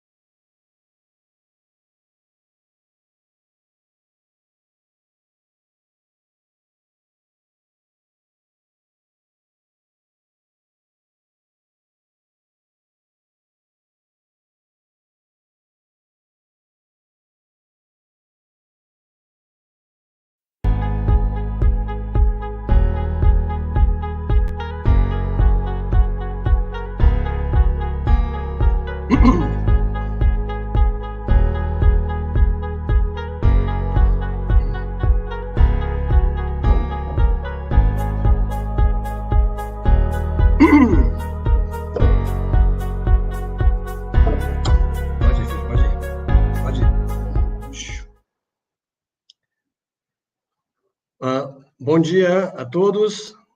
Welcome to the third talk in this morning in the UFSCar summer webinar on PDEs. My name is Gustavo Ferro Madeira. I'm associate professor at the Federal University of São Carlos, Brazil. Let me just remind you that to make any question or comment in our along the talks, you should log in at the YouTube, and then you can use the spot for comments and the YouTube. Okay. Now I'm very pleased to introduce our next speaker, Professor Eduardo Teixeira from University of Central Florida, Orlando, Florida, United States. Professor Teixeira was awarded the 2013 Mathematical Congress of the Americas Prize and the 2017 CTP-IMU Ramanujan Prize, among many other distinctions. He has been working mainly on geometry and regularity theory of nonlinear PDEs and free boundary problems, among other topics. He is also a Brazilian citizen and have a very beautiful family. Professor Eduardo Teixeira, welcome to our meeting. Very nice to see you. Please, I'm very happy to have you here, and thank you for having accepted our invitation to take part in our webinar. Okay, good morning. Thank you, Gustavo, for such a kind introduction. I'm very, very happy to be back in São Carlos. 2 weeks ago, I was delivering a talk for the State University of São Paulo, and it's a delight for me to be back in São Carlos. São Carlos, that I consider my second house in Brazil. I spent a wonderful year back in 2015 as a visiting professor, and I had the pleasure to meet so many wonderful people, and I really have a very important, a very big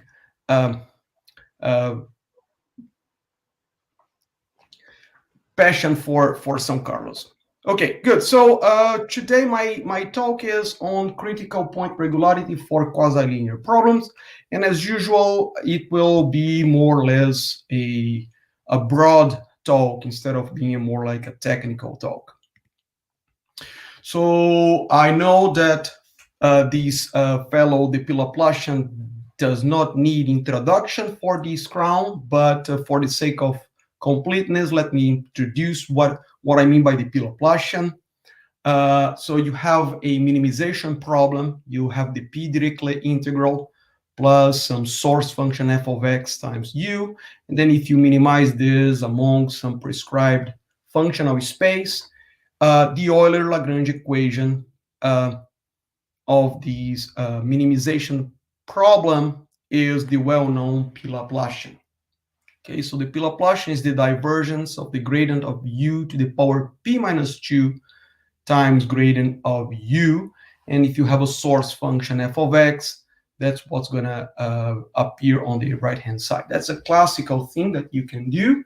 And it's interesting to notice that this is you can understand the P-Laplacian as a class of problems, including the Laplacian. When p goes to 2, you recover the classical linear operator, the Laplacian. This is a nonlinear operator. It does not convert. It's a nonlinear operator. But the key feature of the P-Laplacian is not per se the nonlinearity, but actually the fact that the coefficients, quote marks, degenerate at critical points. Okay, and that what makes the problem, in particular the problem of regularity of this operator, way more interesting than its linear counterpart, the Laplacian. Okay. So there is a huge literature. It starts maybe in the 60s, and nowadays, if you put on MathSciNet, there are like thousands of papers on the P. Laplacian. And the first thing that one should notice is that the soft analysis, and here quote marks for soft, is very similar to the Laplacian. And here I don't mean any tier of difficulty or importance. It's just that once you understand the P. Laplacian from variational means, more or less everything that you would expect for the Laplacian can be carried out modulo modifications for the P. Laplacian. I'm not saying that it's an easy task, but it's more or less natural what one should expect. Recently, maybe in the last 20 plus years, a robust nonlinear potential theory has been developed to study more like the hard analysis pertaining to the P. Laplacian. And again, please don't misunderstand me. When I say soft and hard, I don't mean any sort of hierarchy between these two programs. Is really in terms of, I mean, it's a classical concept of soft and classical analysis. And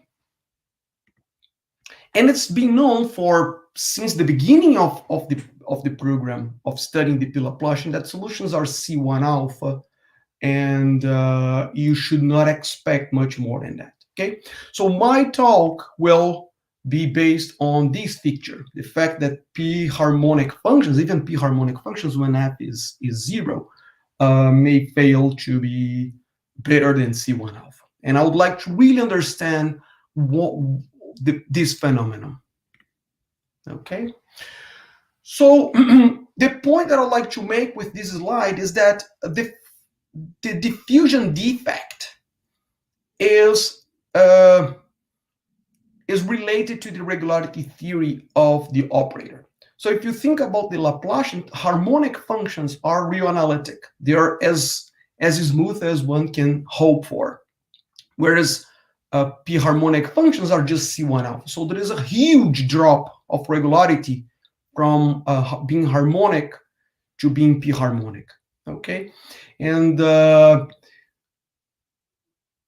so you can even say more than that. You can even say that if you look more closely to P harmonic functions, you can even say that P harmonic functions are indeed real analytic up to critical points. Okay, so it becomes clear that this drop of regularity has to do with this diffusion defect, the fact that at critical points you lose the diffusion properties of the operator. Okay, so somehow the regularity theory for these operators is a mathematical manifestation of this diffusion defect that comes from the fact that the diffusion collapses at critical points. Okay, so if you allow me, let me make a small detour to talk about a very classical, beautiful problem pertaining to the theory of free boundaries, which is the obstacle problem.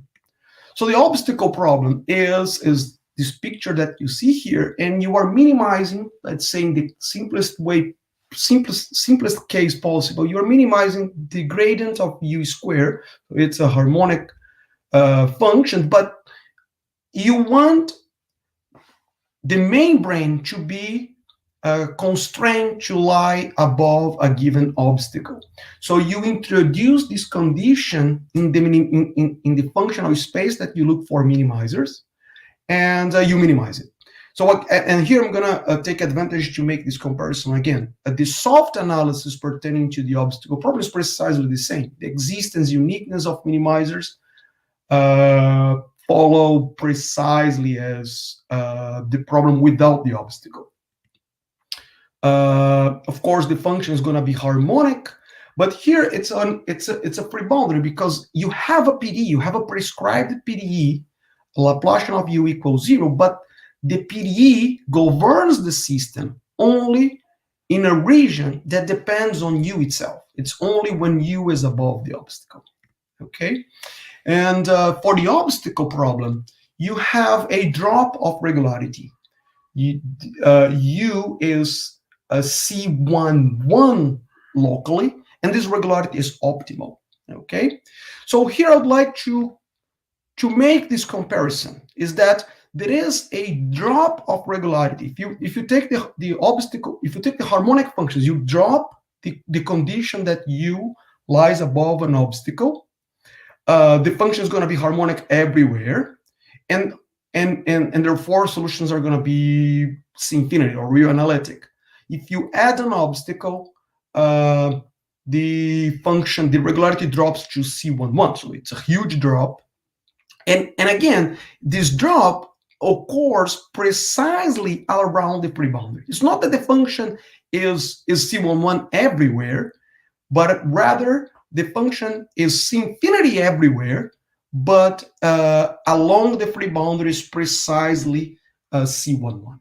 Okay, so I'm making this small detour just to make a connection between this type of free boundary problems and the program of understanding geometrically the regularity theory of p-harmonic functions, or p problems governed by the p-Laplacian. Okay, and this has to do with a program that we have been developing the last maybe 10 years or so, which has the sketchy title, non-physical free boundaries.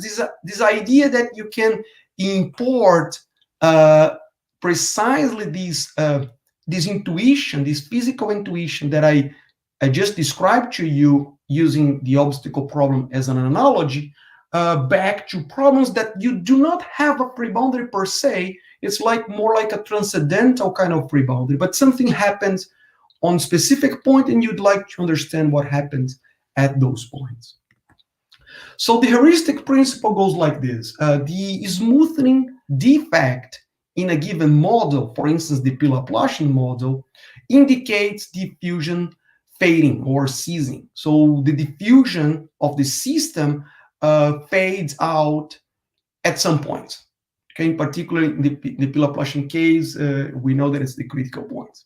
So for robust models, and here robust is called Marx, everything here is I have a literary permission to say things. It's just a heuristic principle. For robust models, diffusion ceasing happens intelligently. In other words, in some special region of the model, and the special region of the model is related to the solution itself.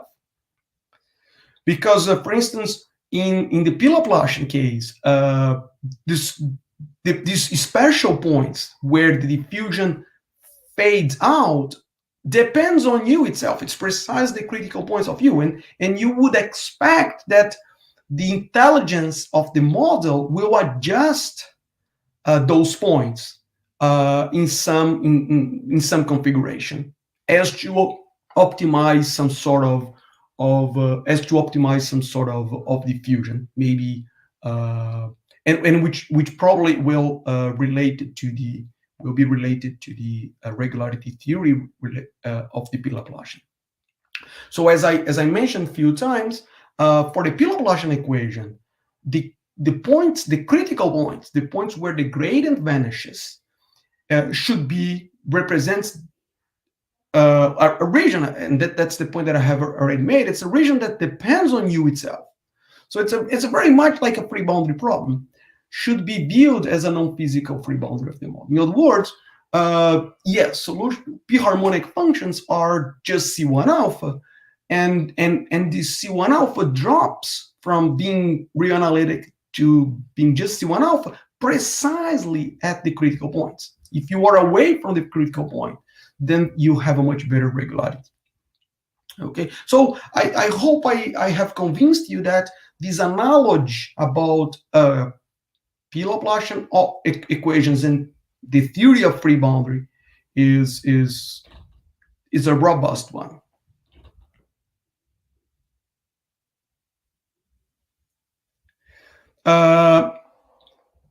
So if you restrict yourself to p-harmonic functions in the plane, you can say much more because you have complex analysis at your disposal.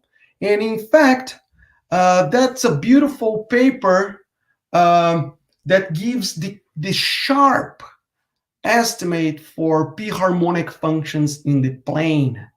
And it's a beautiful result. And it's at the same time, the quantity that you get from this analysis kind of is scary, right? It's really a kind of a, I don't want to call it ugly, but it's certainly an intimidating expression. And it's sharp. What they show is that you cannot improve on that exponent. Okay, it's an exponent is strictly less than 1, and they actually construct examples where the estimate is precisely this one.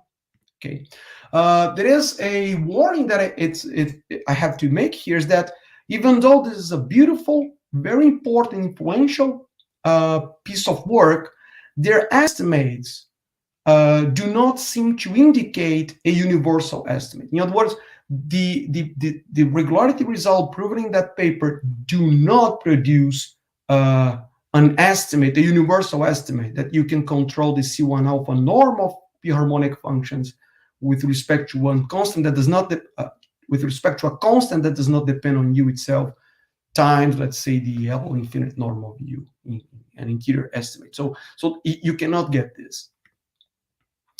And one of the biggest open questions in the realm of regularity theory for diffusion operators is precisely to find its explicit lower bounds. And here I'm saying lower bounds because most likely an explicit estimate for the sharpest regularity for p-harmonic functions in higher dimensions is going to be too hard. But I would be very happy if I can get a lower bound for these maximum regularity with universal estimates. Okay, so this is a major open question in the realm of regularity theory, which makes many connections. And I particularly, because of these connections that I'm not going to explain very much, I have a conjecture that if you want optimal estimates, good luck. It's going to be a very, very challenging problem. But if you are willing to settle down for just an explicit lower bound, maybe one can prove that in all dimensions, p-harmonic functions are at least C1 1/3 plus an error that goes to 0 as p goes to infinity. And of course, if you're familiar with the theory of best Lipschitz extension problem, this conjecture relates to that, because proving this conjecture would ultimately allow you, as long as you can control the universal norm, the universal constant uniformly in P, you would be able to use this machinery to tackle problems with regard to the best Lipschitz extension problem.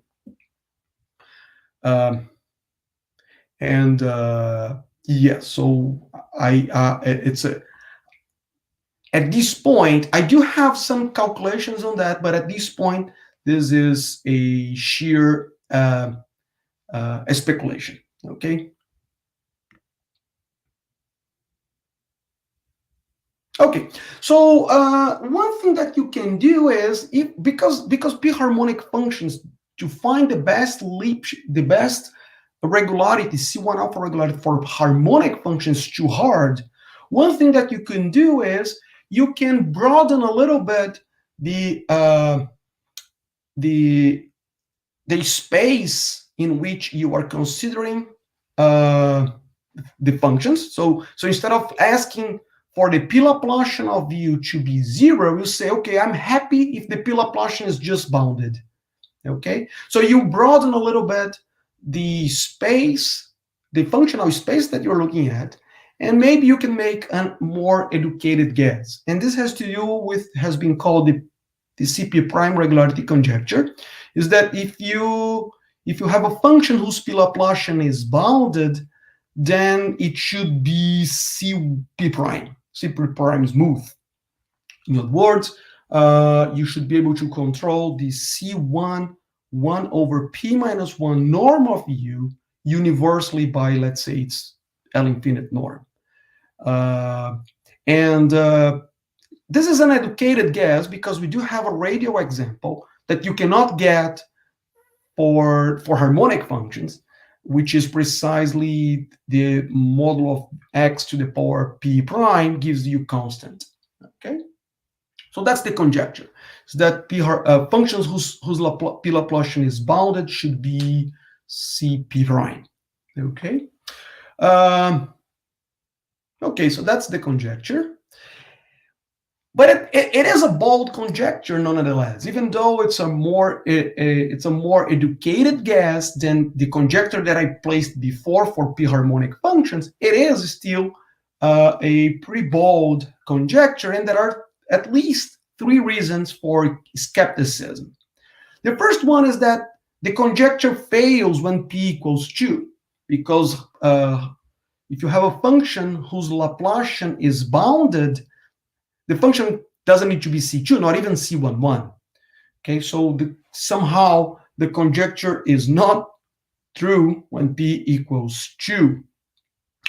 Another reason is that if the conjecture is true, then this naive-looking radially symmetric function, the absolute value of x to the power p prime, is the worst function among all possible functions whose P Laplacian is bounded.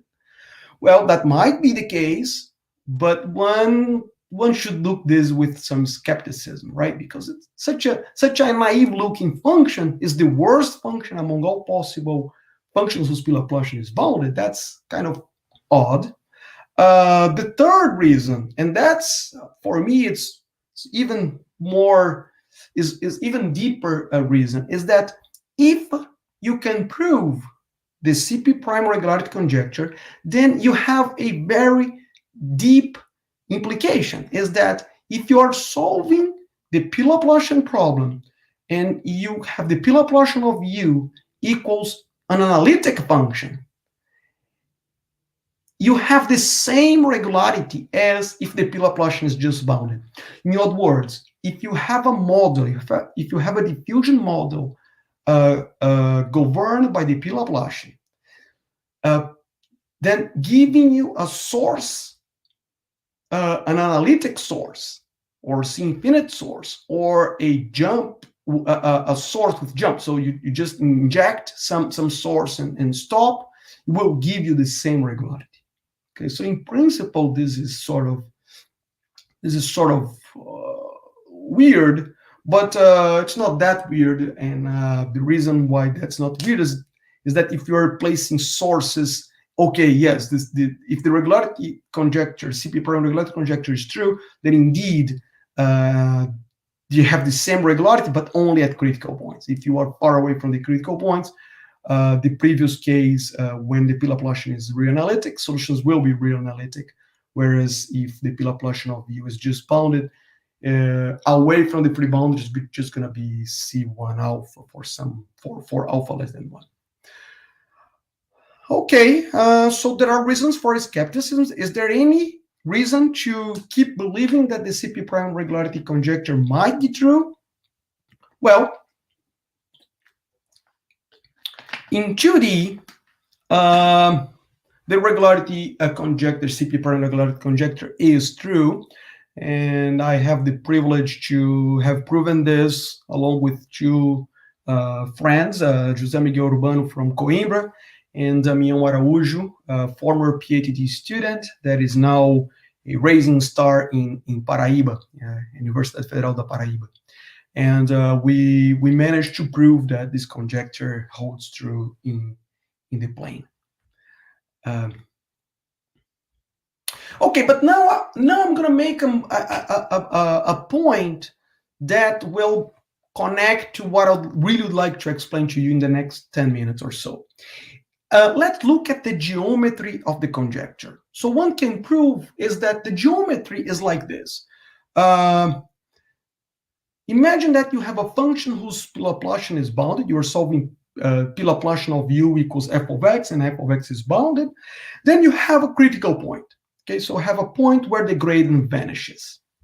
So what one can prove is that you can construct barriers that have the shape of the form, the absolute value of x to the power p prime, passing through this critical point. And there is one which is probably a little bit narrower, a little bit more like sharper.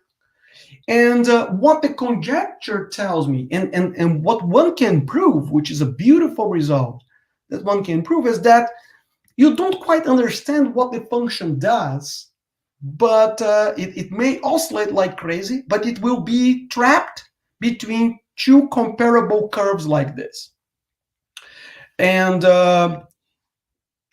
if the source function is bounded, then solutions are CP prime, and it cannot be better than that, because if the function f of x is bounded, let's say away from 0, the solution fails to be CP prime plus epsilon for every epsilon, because it's trapped between these two comparable curves, which are just precisely CP prime.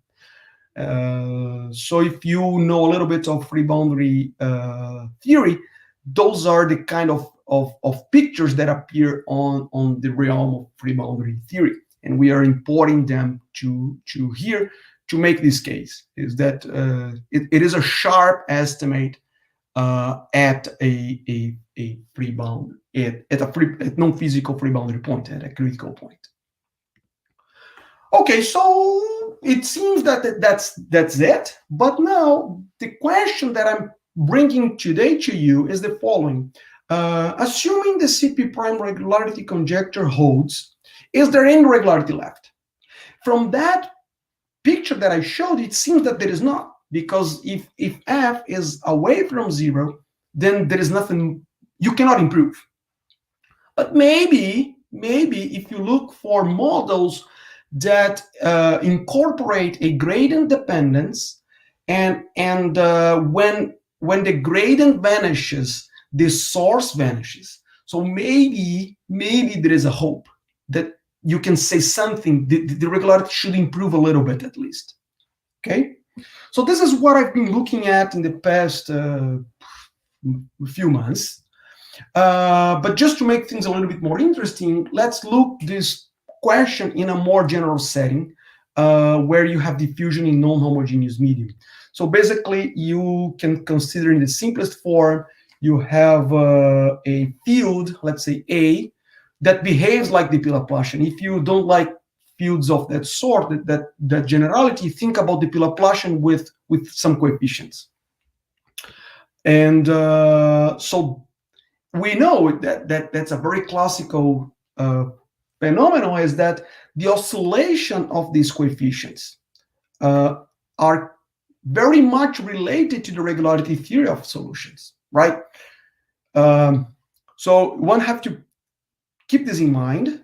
For instance, even if you are solving for the homogeneous problem, there are 3 types of regularity results that one can hope for.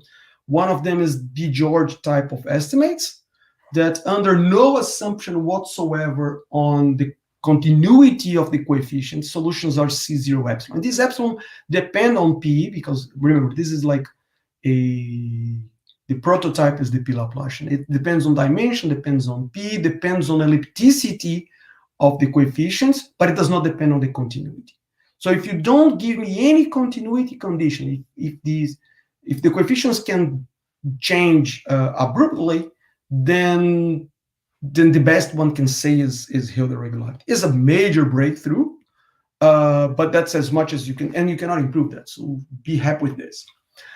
You can develop a perturbation theory that says that if the coefficients change in a continuous fashion, then so you can improve the C0 epsilon for some epsilon, which is in general very small. You can go up to C1 minus. Solutions are C1 alpha for every alpha less than 1. And you can also develop a Schauder theory that says that if the coefficients are changed in a Hilbert continuous fashion, then solutions become C1 beta. And this beta, of course, depends on P, depends on the optimal regularity available for P harmonic functions. It's going to depend on the C alpha estimates for the coefficients and so on and so forth. It's a big expression, but solutions turn out to be C1 alpha.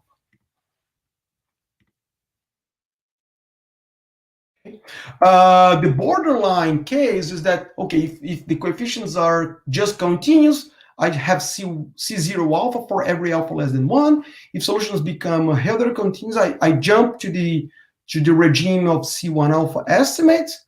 But if the coefficients are just continuously enough, namely if the coefficients are Dini-continuous in some sense, then solutions become differentiable. And they're C1, but they may fail to be C1 epsilon for every epsilon. So the gradient of U is continuous, but it may not have a power decay. Okay, now let me state the theorem that I'd like to present, a new theorem that comes to as an addition to the theory, is the following. So if you have a weak solution of a general operator like this, and again, if you don't like generality like this, think about the Laplacian. And even if you don't like coefficients, forget about the coefficients. And you have a function f of x d of u.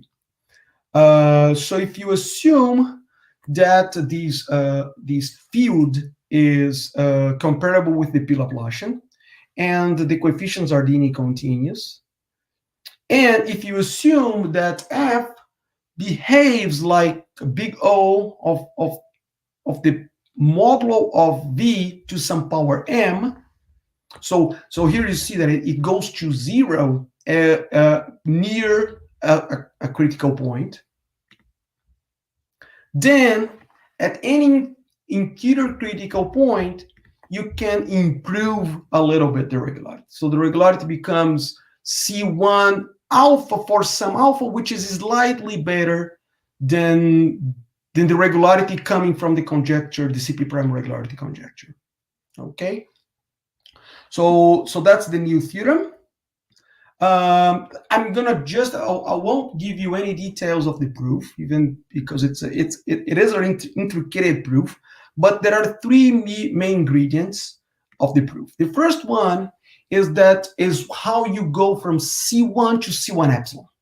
And this has to do with an sort of old paper of mine where we prove that even in a Dini continuous medium, solutions may just be C1 everywhere, but at the free boundary, in other words, at the critical point, solutions are C1 epsilon. Okay, so there is this kind of very integrating phenomenon on degenerate problems where the regularity at a critical point is better than the points in the other points. So that's the first. You have to enter into the proof of this result and really seize what is going on there and extract a portion of the strategy for proving C1 implies C1 epsilon. The second step is a key improvement, is to go from C1 epsilon to C1 epsilon plus tau. Okay, so you do this, and that's where you're going to use the fact that the source sort of can become smaller, and you have some room to improve. Okay, the third step is that you apply this key improvement in a nonlinear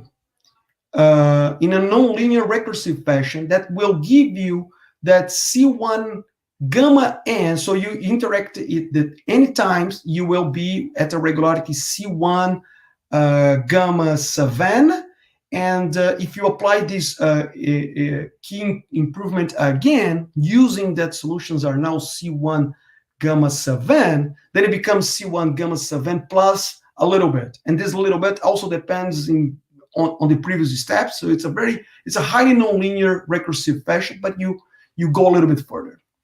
And the fourth step is to really understand the incremental series that you get from this process will converge to the target point.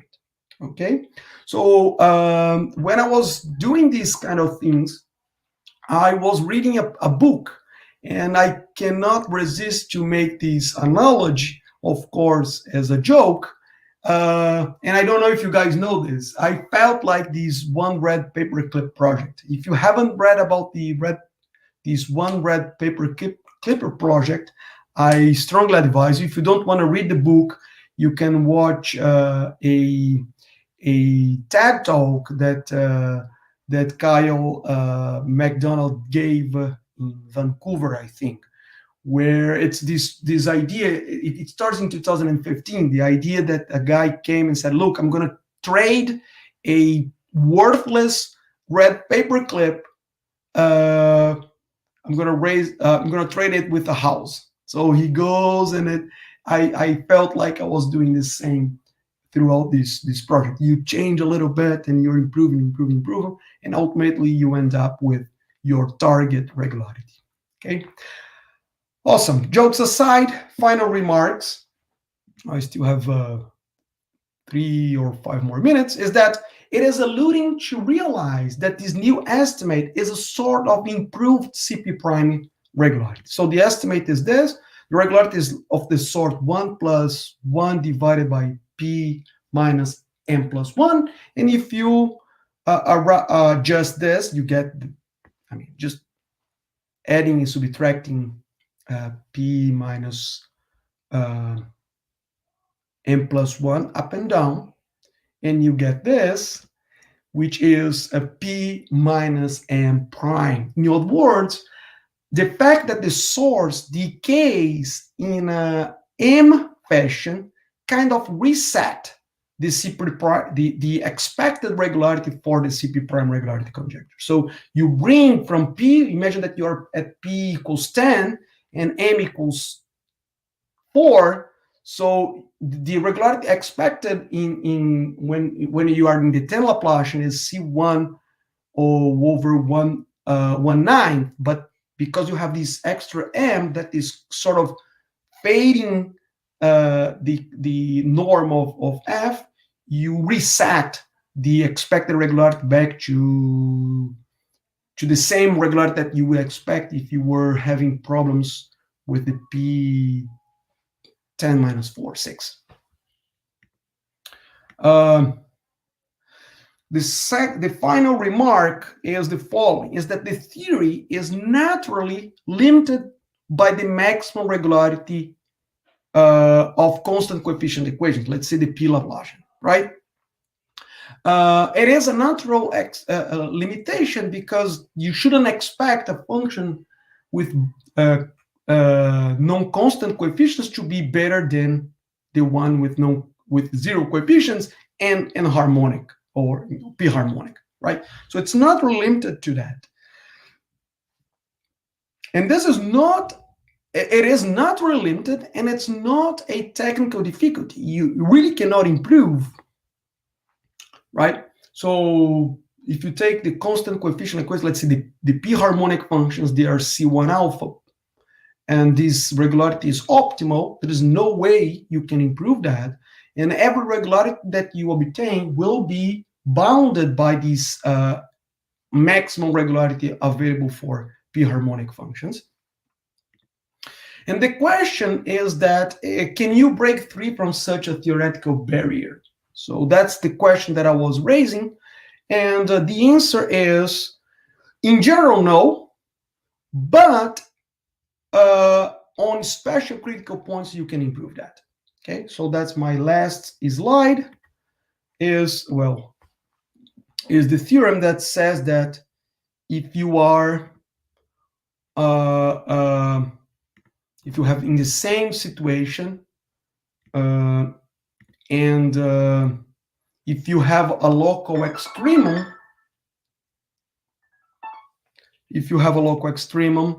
then solutions are precisely C1 plus 1 over P minus n plus 1. And here you see that this number can even be greater than 2, right?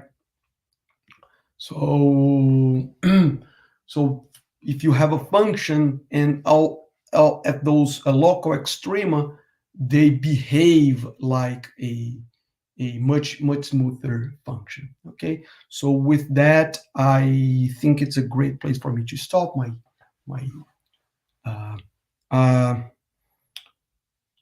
My timer has just told me that my time is over, so I will stop here. Thank you. Thank you, Professor Eduardo Teixeira, for this very nice talk. Let me see if we have any question or comment from the audience.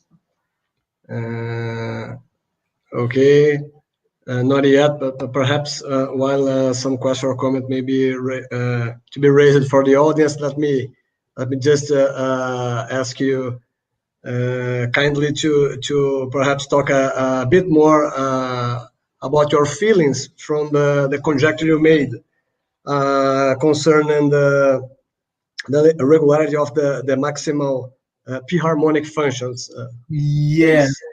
So I'm optimistic. I'm very optimistic. So I truly believe that it's possible to prove that p-harmonic functions are going to be universally C1 alpha, independent of P. Okay, that's the first question, the first point. And this connects to the problem of the best Lipschitz extension problem, because if you are able to prove that p-harmonic functions are C1 alpha for an alpha that does not depend on P, and you can control the C1 alpha norm by a constant that is universal in P, then you can, by a limiting process, you can prove that the best Lipschitz extension problem will be also C1 alpha. And that's it's a big question in regularity theory. There are results by Savin, by Evans Savin, by Smarts and Evans that proves that infinite harmonic functions are differentiable, but they cannot even prove C1. So that would be one approach. I'm not saying it's an easy one. I'm not saying it's that promising, but as I told you, I'm an optimistic, and I truly believe that this is true. Whether we're going to be able to prove or not, that's another issue. But my feeling is that this will be achieved at some point. Maybe not by me, but maybe by someone in the audience. Very nice. Thank you, Professor Eduardo. We can see very greetings and manifestations from the audience for your very nice talk. And if you allow me to ask you one more question, I would like to ask you about the P-1 behavior on the growth on the gradient in your last theorem. That's a very good question. Yeah. Oh, please. Yeah, that's a very good question. Excellent question. So there is a huge literature on problems with these p-harmonic problems that involve the P-Laplacian equals to a gradient of u. So there is this natural growth condition. That's what Teixeira was going to talk about. That you have the Laplacian of u, P-Laplacian of u equals the gradient of u to some power p, and there are a huge literature on that. What I believe that one can prove is that when m equals p-1, in other words, if you're solving the P-Laplacian of u equals the gradient of u to the power p-1, then maybe it's possible to show that there is a huge existence literature on these kind of problems. And maybe what you can prove using this theorem, this maximal regularity theorem, is that those functions cannot have local extrema. In other words, if they have a local extremum, then it's constant. So I think one should be able to prove like a unique kind of continuation thing, because this blows up, and I would be saying that this critical point, if it's a local extremum, either a local maximum or local minimum, then this critical point would be of infinite order. So all the derivatives of U would vanish at that point. Of course, we don't have a unique continuation yet. It's not known, as far as I know. It's not known unique continuation property for p-harmonic functions. But that's what I think. So in other words, that's my feeling. But there are some extra work to be conducted. Okay. But that's a very good question. That's one of the things that I want to pursue in the near future, is what are the implications of these regularity estimate for problems when P is precisely P minus 1, when M is P minus 1.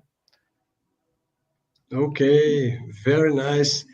Okay, we are seeing a lot of great manifestations from the audience. A lot of for your very nice talk, and I would like to thank you so much, Professor Eduardo Teixeira, for this very beautiful talk, for you sharing us very nice and deep ideas. Thank you so much for having sharing with us all of these ideas. Thank you so much, Gustavo. It's always a pleasure to be even remotely in São Carlos, and to chat with dear friends like yourself. Thank you so much. Thank you so much. The same feeling, my friend. Bye-bye. Thank you so much for having us on. Bye-bye. Thank you, all of you in the audience. We close this morning talks with this excellent talk from Professor Eduardo Teixeira. We will break for lunch, and we resume at 1:30 p.m. São Carlos local time. Hope to see all of you from our afternoon talk. So bye-bye.